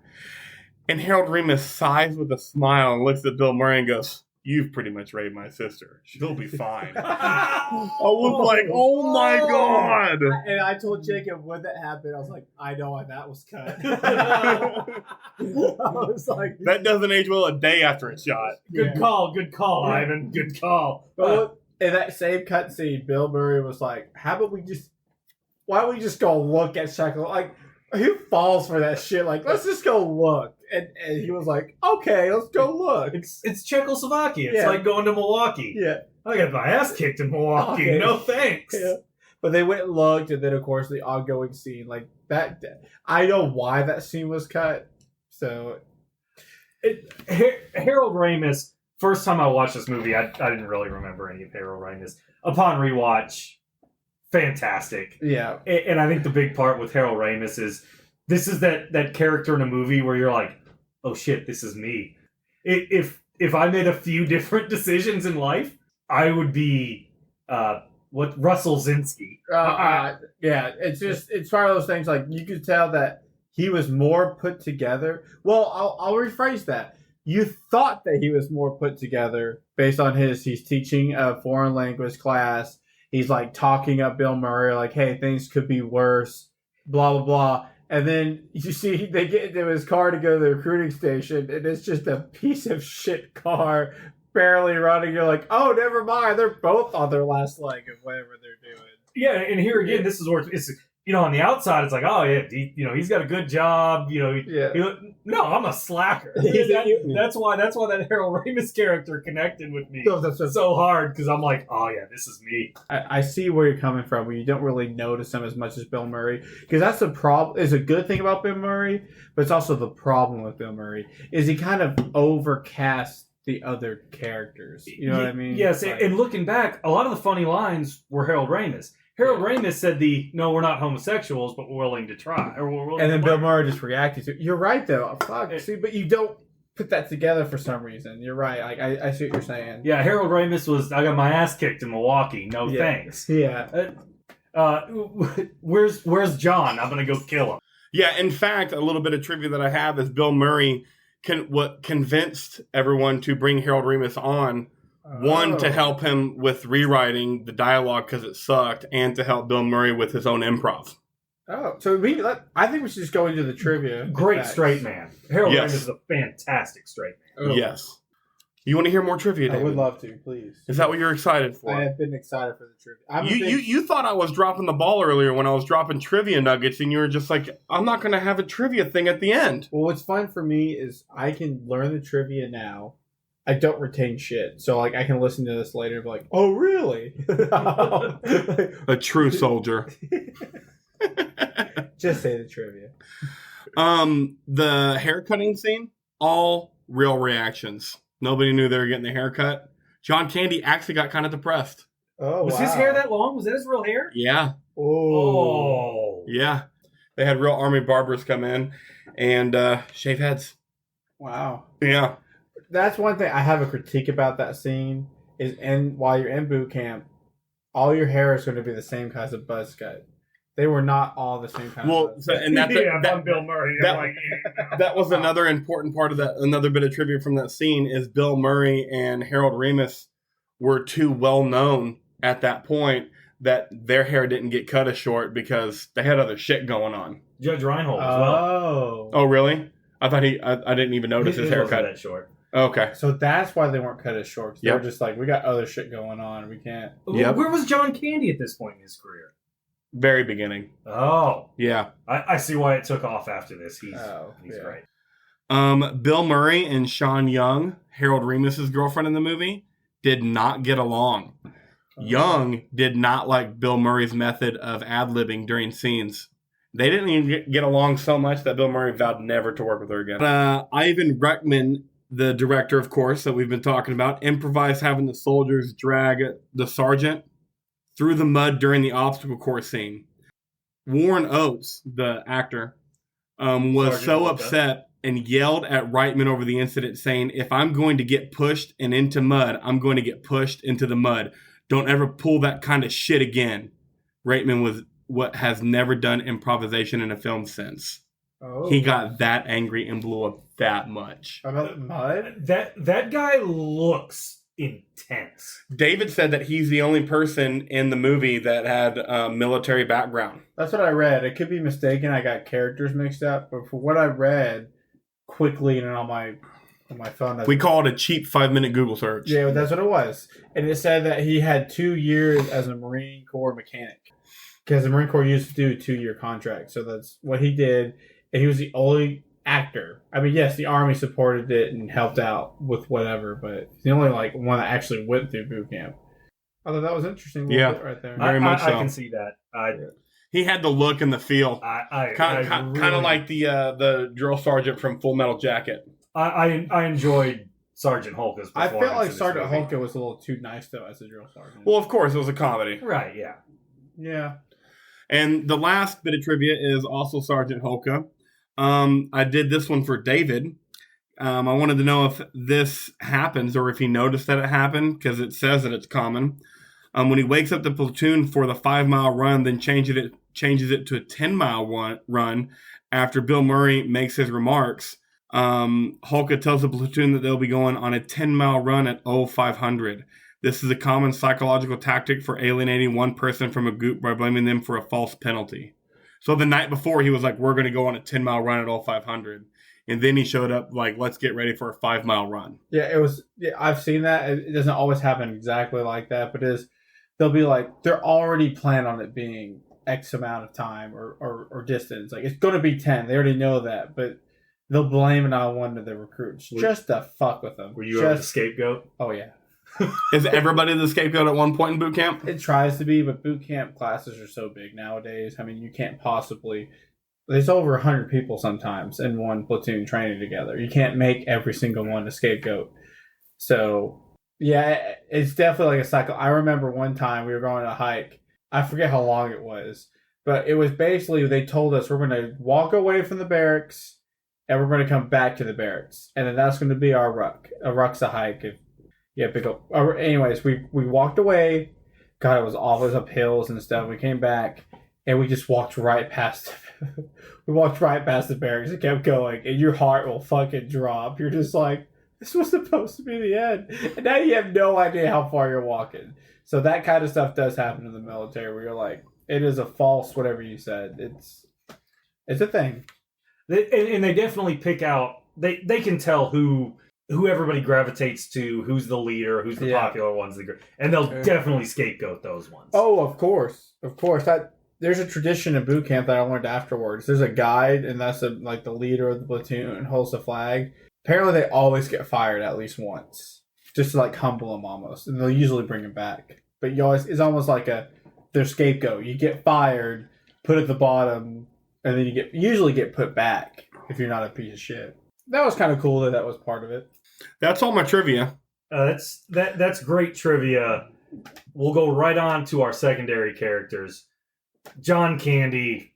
We can't say enough about John Candy. His physical humor in this movie. And I didn't realize that was before all his other popular stuff. So I enjoyed him as a secondary Planes, character. Trains, and Automobiles, Uncle Buck. Yes. He's awesome. Yeah. I missed the physical comedy actor. Yes. John Candy, Chris Farley, Jonah Hill before he lost weight, which good for Jonah Hill. There's something about being bigger sometimes that makes you fun. Yeah, and it's the physical comedy. Because even, like, you don't necessarily have to be fat to be able to do it, because Channing Tatum does a really good job at physical comedy. Right, correct. You just have to be big.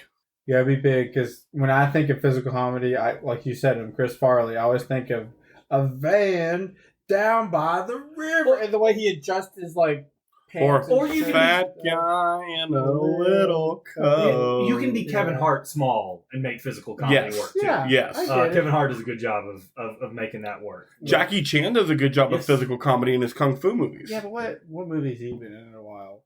I'm just saying he does good physical comedy. 70s. I was saying I miss Jackie Chan. Okay, Also- that's what I was getting at. I miss him. Watch The Foreigner with him and Pierce Brosnan. I know. I'm just saying I miss him. This is Good what that movie. comment was. I miss him. Sergeant Holka was outside of those three guys. Sergeant Holka was probably my next favorite. Yeah, he was a good secondary character. I like it. My only critique. I get that it was a comedy. I get that the military part of it wasn't a huge part. It was more about the comedy. I just felt as a drill sergeant, whatever instructor, because whatever you want to call him, what branch, I felt he could have been meaner in it. I don't know. That's just all I felt. Like, if Bill Murray had made jokes like that in actual boot camp, it would have just been like, "Hey, shut up." Yeah, Right. They did kind of. There was one scene where they kind of address it, where Sergeant Holka was like, "Take a swing at me. My hat's off." You know. I'm not a sergeant anymore. Yeah, I'm not a just a sergeant. guy. Yeah, I'm just a guy. Swing at me. And I like how they could have gone a different direction with it, where Bill Murray actually got in a fight with them. But it was a really quick, short scene where he put him in his place. The studio actually didn't want to keep that scene in the movie because they thought it was too tense. Really? And Ivan Reitman's like, no, it needs to be in the movie. Yeah. It needs to set a precedent. Right, because you need to know that you are a slacker. You're not hot shit. This 55-year-old man just whooped your ass. Yeah, because And they did it again when he climbed up the rope and where he just showed him like, "Oh, you don't think I can do it?" Even though I've been in for 28 years. By the way, he must have been on his own fuck ups to still be in E7 after 28 years. I'm just saying, he was probably a slacker himself. You know what? Some people get to a point, and they're good. No, there's nothing wrong with being E7 after X amount of years. I'm just saying, after 28 as an E7, you weren't perfect your whole career. Is all I'm saying. Oh, he probably wasn't. Yeah, so I'm sure he wasn't. But I'm saying, like, I think the studio did right, and the director, keeping that scene in there was important to show. Sergeant Holka wasn't walked over the whole movie. Like, there was a point in it where he put Bill Murray in his place. I agree.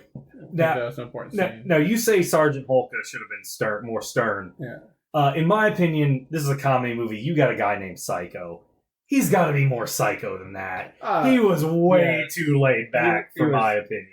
And we watched the extended cut, and there weren't any like cut scenes with him being more psycho. So that shows that he didn't shoot him. I feel like he should have been, like you said, more psycho in the movie. I agree. And now, my favorite part of the podcast. I can't do this part. You have to. You have to. And you don't know what we're going to do. But BJ just kind of brought it up.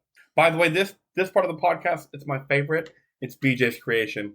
He did it without me knowing. And now it's just what we do. So BJ's going to start since he's the creator. And then you're going to go as our guest. Oh, no, you're doing it second. I'll go first. Don't worry. Yeah, he's going to go first so you can see it done. But BJ, please explain what we're doing. This is our impression breakdown. I didn't like Psycho. I thought he should have been crazier. So all three of us are going to audition for the role of Psycho. Ooh, it's a twist. I thought this was going to go a different direction. So, fuck me. Jacob, you be Leon and Sergeant Holka. You take both roles in this audition, and I'll be Psycho. I might have to stand up for this. So here we go. People listening, he stood up. Oh, you're not kidding. People listening, BJ did stand up. The name's Francis Sawyer. Everybody calls me Psycho. Any of you guys call me Francis, I'll kill ya. Ooh.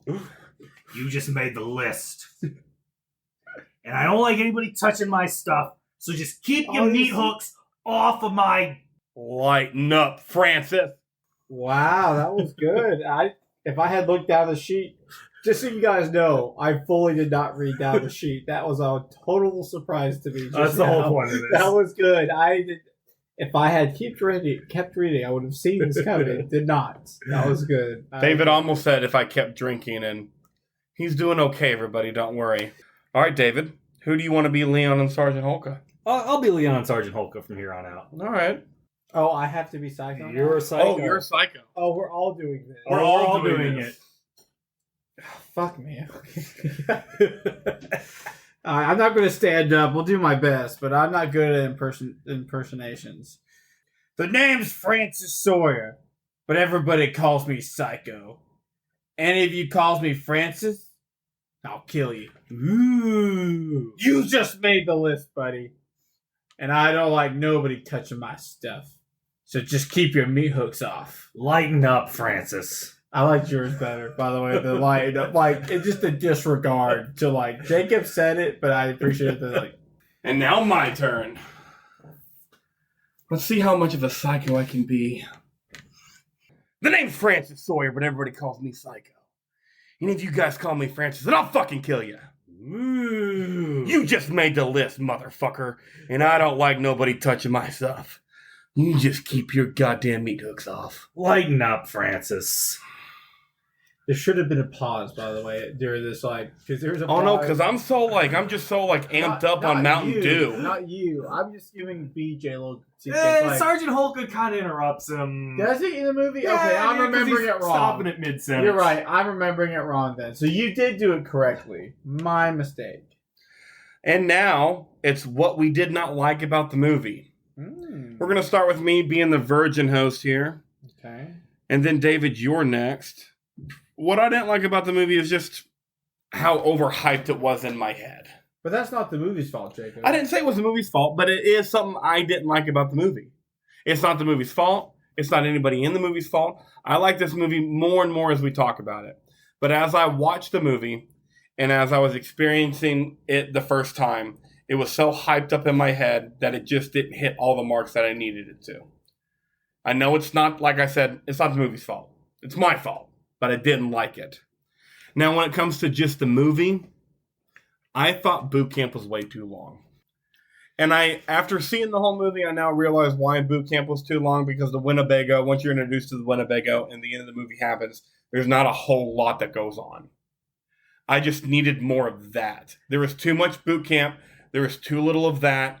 I'm going to bring this up here in a little bit, but I felt 10 years later in the Army now, Pauly Shore, they're in boot camp for 15, 20 minutes out of the movie. And that's what I liked most out of that movie. I'm going to stop you there. I don't know if we said on the podcast or not, but we got to remember the budget for this movie was $10 million. We just said it earlier. $10 million. Was $10 million. Do you realize if they had, like, it was all shot in Kentucky, at least the majority of it. If you wanted more scenes about Italy and Czechoslovakia, you know how much more that would have cost? Oh, no, I get it. I get it. Like, I know why they did what they did, especially knowing the budget. That's just what I didn't like. And then to just what would made it better for me is just a shorter boot camp scene. So I feel like what happened. I feel like what happened, and I actually like this part of it, is instead of spending 15 minutes on the love story, which I don't give a shit about love stories and comedies. Listen up, Hollywood. No one fucking cares. Sure, nobody cares. Instead of that extra 15 minutes dedicated to the love story, they put that in the boot camp, which I'm totally okay with. See, and this is probably an unpopular opinion, but damn it, people are gonna give me flack for it, but I'm gonna say it anyways. The love scene, like for people like Jacob who don't need it, for people like BJ who do need it. I don't need it. You don't. Sorry, I got to mix up. You don't need it, but you said you appreciate. They kind of met people halfway. For the people who don't care about the love scene, people who do, they're like, "Hey, here's some boobs." Well, and the love scenes and the love scene. I was like, the love scenes and the love interest. They never wasted too much time on it. Correct. It was never longer than it needed to be. It was always really quick, and they tied it into the mud scene where they saved him from getting in trouble. They tied in the love scene to the story, which I thought was kind of nice. And to the grand escape at the end. Yeah, they tied it like all together. There was no way they were going to be able to rescue their whole platoon with just the two. Right. They needed 4. Yes. And they really implemented it just well enough for it to never take up any other part of the movie. Right, because they have a flirt before they're getting on the bus. Yep. They have Bill Murray trying to escape, Harold Ramis tackling him, Which then taking back to the barracks. Yeah. Speaking of the flirt getting onto the bus, John Candy's entrance into the movie. Hey, stewardess, is there a movie on this flight? That wasn't in the script. No. Was it? There's no way. There's no way. I don't know, but there's no way. Yeah. What did you not like about the movie? I don't know. When I first started watching the movie, I was like, eh. But as it went on, I liked it. There wasn't anything I disliked about it, to be honest with you. I think I liked it as a whole. There wasn't anything I disliked. I get with the budget when they were talking about Italy and stuff. You couldn't do it with the budget they had, but I would have liked to have seen a little bit of Italy or, Europe, because they were reference Europe so much where all you saw was Kentucky. But you can't get away from a budget, so what are you going to do? But, okay, nothing really. BJ? Nothing really. Yeah, just minor things. Like a Psycho should have been more Psycho. Sure. They did do a decent job with the scenes they gave them. And so, Fast Times at Ridgemont High, I think, was a year after this movie. I think this was 81. Fast Times was 82. I would have liked to seen Judge Reinhold cook a little more. Yeah. I know he's funny. He's really doesn't do anything in this movie. Yeah, he's just a placeholder. So which one was he again? Santa Claus, the stepdad from Santa Claus. Oh, he was I thought they could have done more with him. I agree. That little things like that. So I was going to say, for a slacker movie, very little drug and alcohol use in this movie. Because it was cut out. It was in there. It was cut out of the movie. And honestly, it didn't need to be in there. No. It didn't need to be in, but it was originally in the script because, like Jacob said, to keep the movie shorter, it was cut out. Because this movie was already an hour and 45 minutes long. Which is perfect for a comedy. Yeah. I think hour 30 is perfect. I think this went 15 minutes too long. So they cut that scene out. It's the high end of comedy length. Yeah. You can do an hour and 45, that's fine. Don't go longer than that. Yeah, true. Yeah. I rate this movie about a 6. What do you guys rate it? Oh, higher than 6 that. out of 10. Now, that was my initial. After watching it, I might say 7. But no, I'll go with after talking about it and watch 7. I'm going to change it 7. That's fair, because I had it about a 7.5. It's not a timeless comedy because it has those 70s and 80s elements where there's not enough big, huge, laugh out loud moments in this, but it's a chuckle the whole time.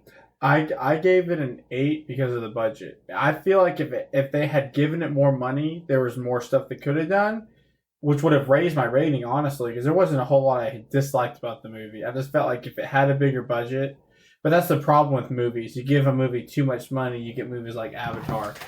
I feel like Stripes, one of those movies, if you gave it a little more money to where they could have been like more extravagant with some scenes, it's going to be better. But and there was so much improv on this movie that the scripts are useless. But the improv worked, though. Right. I didn't really, up until you guys told me today that there's improv in it, I knew there were some, but not as near as much as I thought there was. I was like, ooh, that's cool.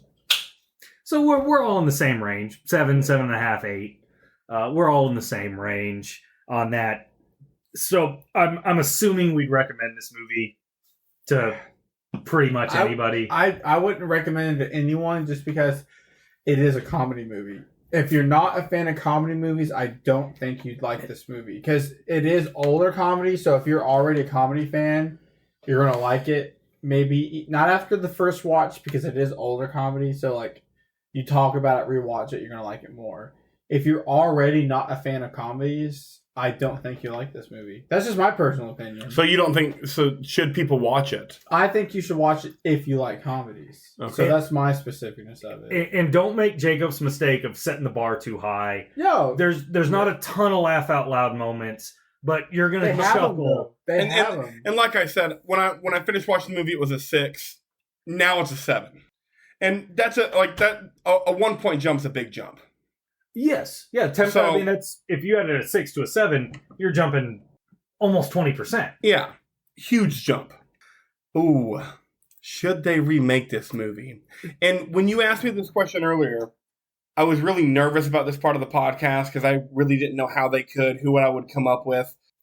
But I think they should remake this movie, and I have my cast, and I'm so excited. Because I think we all admit that they should remake this movie. It's a simple premise. You let funny people be funny. Here's a simple premise. Go be funny. Well, and then they did remake it with In the Army Now, and I'm a big Pauly Shore fan. He had a short window. He didn't need to make any more movies than he did because he's not that great. But what he did was amazing, and they took what made Stripes great, and they made it better in the Army Now. They just didn't have a Bill Murray. So are we doing In the Army Now before or after we do War Horse? Before. But here's my cast of who I think should play who in my remade Stripes movie. For Bill Murray's character, John, I have Jesse Eisenberg. As Bill Murray? As Bill Murray's character. I'll continue. Okay, so hold on to that thought when we get to mine. Yes, but keep going. Hold on your thought. Ugh. So you've got Jesse Eisenberg as John Winger. Basically. As John Winger. I have Michael Cera as Russell. Okay. I have Channing Tatum as Ox. I think he'd be really good at physical comedy because there's not a lot of physical comedy comedians in Hollywood right now, and they need to be young enough to join the military. That was very hard. That's what made me the most worried about recasting this movie.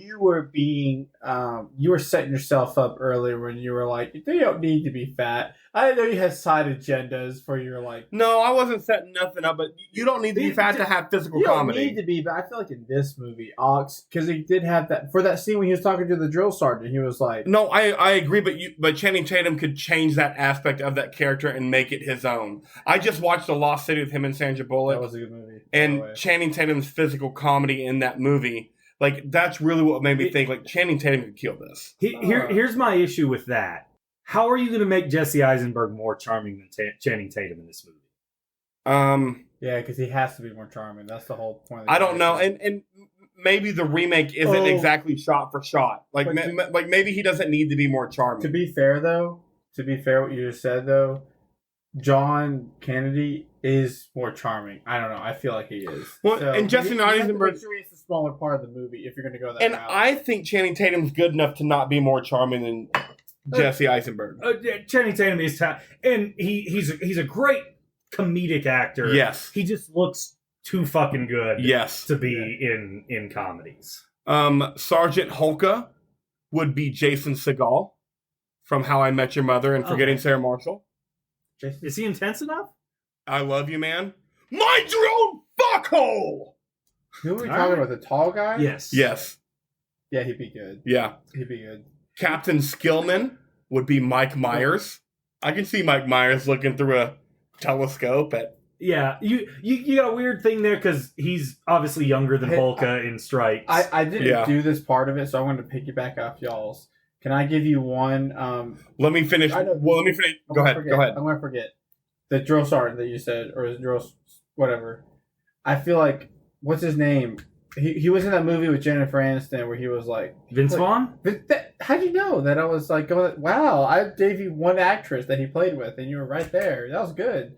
Vince Vaughn was a runner-up for my Sergeant He Hulka. already played a drill sergeant for the Army. Right. And I feel like he could have added some... Because he's already a comedic actor. I agree. Feel like he was my drill sergeant / Ox. Oh, okay. But he's too old to play Ox. Correct. And I wanted to go with Jason Segel over him because I just think in a movie like this, Jason Segel would be better as the drill sergeant. Saying. I'm just saying, because he already played it and he already proved that he was a serious drill sergeant. But he's already a comedy guy. I'm a big Vince Vaughn fan. Yeah, I think he'd be great there too. Okay, I just wanted to make sure. I want to do an honorable mention kind of thing. Sure. I didn't do my own list with this. So I get that. I wish I had made my own list of like whoever, because I didn't. This movie would be so hard to remake today and like do it justice almost. So in my remake, the hardest to pick was who's going to play Ox, because 10 years ago it would have been easy. You can pick Zach Galifianakis. You can pick Chris Pratt when he was Andy on Parks and Rec. Yeah, you can pick Eric Stonestreet from Modern Family. Yeah, great big comedic actors.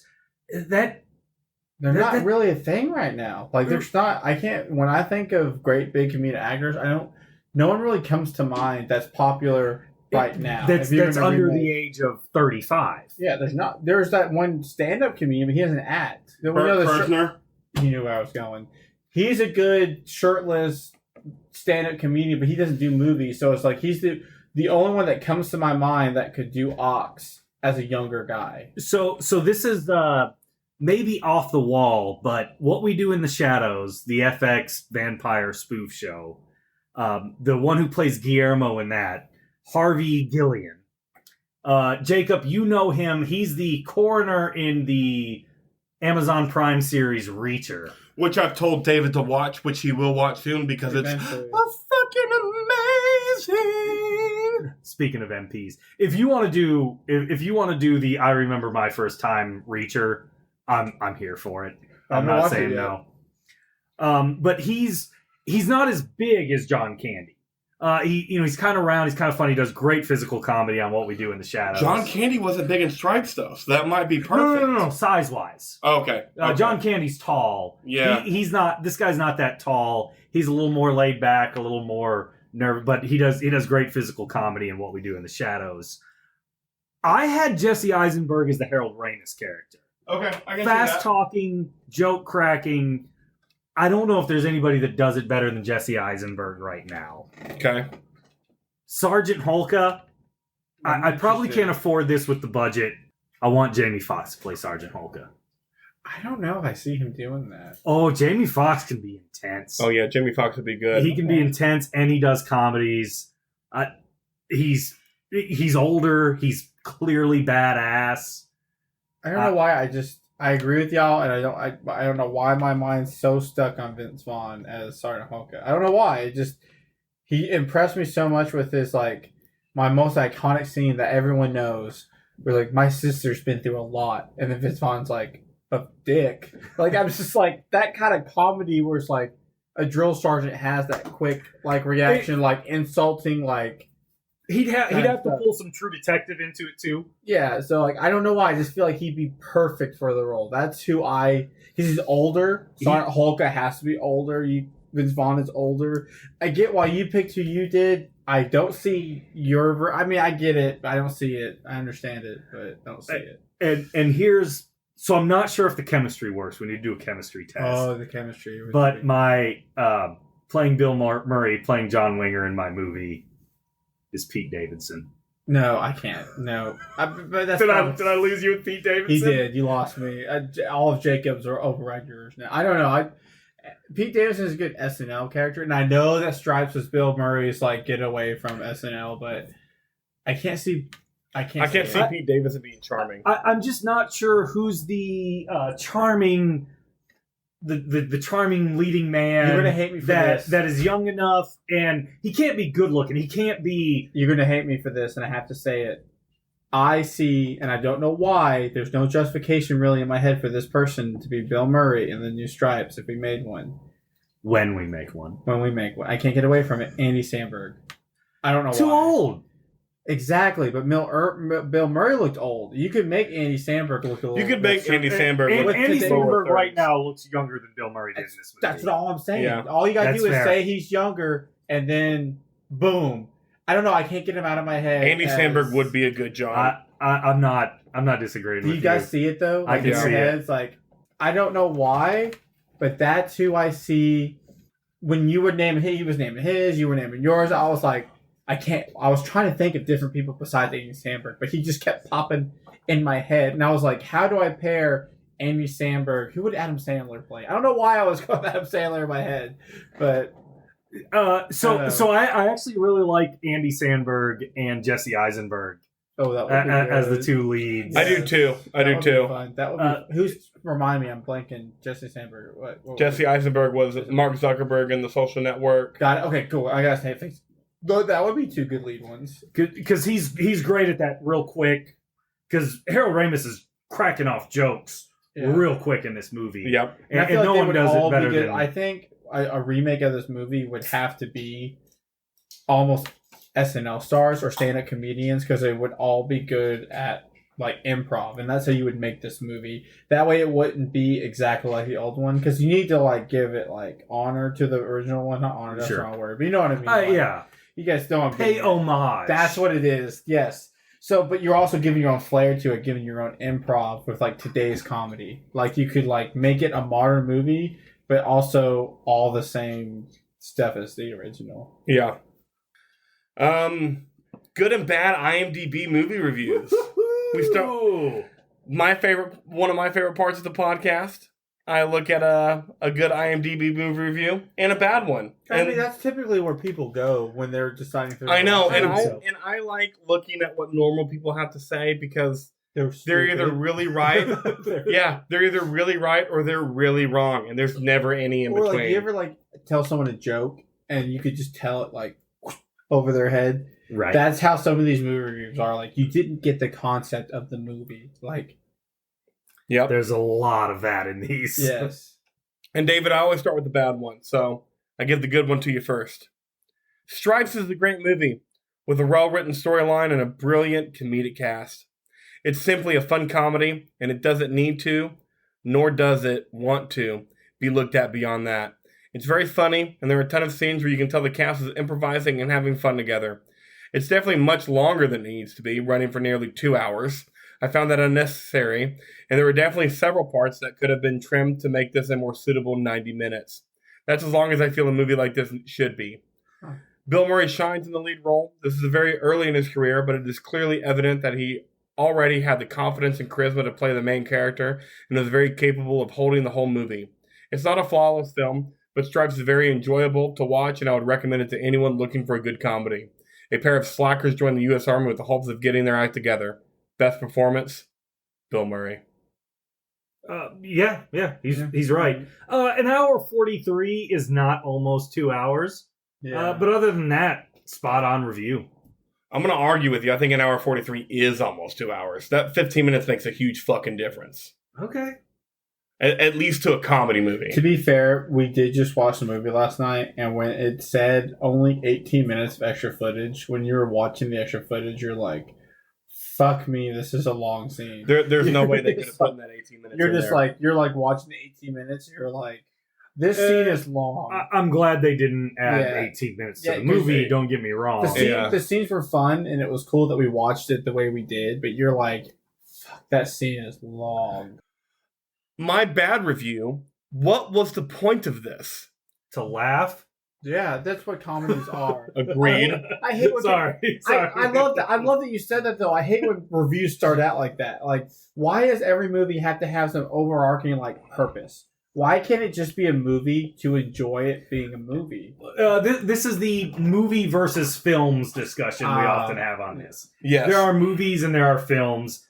This is a movie. Yes. So the title, like I said, what is the point of this? Disillusioned, slobbyish, New York cabbie Bill Murray decides to join the army to get in shape and persuade his teacher buddy, Harold Remus, to do the same for no good reason. Most of the rest of the film concerns their platoon of misfits, including John Candy, sadistic drill sergeant, mad egotistical captain, and a couple of improbability attractive MPs. There is a rather silly plot tagged on the end involving a top-secret armored disguised as a camper van, presumably to give the whole exercise some point, without conspicuous success. Not particularly funny, but has some admirable performances. Now, before you go, let me just address what I want to address about this review. First off, this drill sergeant was not sadistic. Not at all. I had to say that. That made me angry. Did they watch the movie? He was the calmest drill sergeant in movies I've ever seen. Yeah. The mad egotistical captain. So maybe he wasn't egotistical. He was a moron. Maybe he was egotistical. He thought he was the hottest shit. Yeah. That's what I was saying. Maybe he was egotistical. And the only reason I say maybe is because my brother is in the army, and he has taught me that when there are bad officers, which there are many, they just get put on bad platoons, and it's all about their ego to try to get out of that situation. So maybe, but mad egotistical, no. I don't think is fair. A rather silly plot tagged on the end. That was one of the best parts of the fucking movie. Yeah. I feel like they didn't watch the movie. I feel like and then persuades teacher buddy Harold Remus to do the same for no good reason. That dude was having a shitty life too. Do you think that people in the 80s were making a whole lot of money teaching immigrants how to speak English? No. Do you think people in 2020 make a lot of money speaking? No. And plus, it made a point for if you're a real film connoisseur or however you want to call it, or just anyone with common, If you like fucking movies, goddamn or it. if you have any common fucking sense, in the movie it makes a point to show him drive that shitty ass car. Like, obviously he's not bringing in the big bucks. Correct. Like, obviously he's struggling, just like Bill Murray, just a little bit better. No good reason. They want to turn their life around. Yeah. And that's what you use the military for. Yeah. That's why it's a volunteer situation. You want the GI Bill? You want a good retirement? Join the military. You don't? Fuck off. Oh, that review makes me like. Right? That review was a fucking worst. I almost felt like you keep reading it. I was almost like, So, David, would you recommend this movie to people? Should people watch this movie? Like I said earlier, I think I'd recommend it to someone I know likes comedy movies, because I know if they don't like comedy, they're just not going to enjoy it, and then they're going to tell other people not to watch it. And someone that, like, even if they don't necessarily like comedies, someone that can think of a movie in retrospect. Yeah. Yes, which is hard for a lot of people. It is. It's fine. But, like, if you like comedies and you like Bill Murray, by all means, please watch the movie. But if you don't like comedies, you're not going to like the movie. That's just honest. That's my opinion. Could be wrong. I don't care. But that's my opinion. And it matters to me. And I don't care if it matters to you. PJ, should people watch this movie? You're not going to laugh out loud a lot. You're going to chuckle all the way through if you enjoy comedies. Bill Murray, Harold Ramis, John Candy. That's what the movie's about. The movie's about those three guys. The script, I don't even know if there was a script. They might have improvised the whole thing for all I know. But it's a romp. It's chuckling the entire way through. They don't go more than a minute without trying to make a joke. As for Jacob and David, I'm BJ. We hope you enjoy your first time as much as we did. Come join us again next week for I Remember My First Time.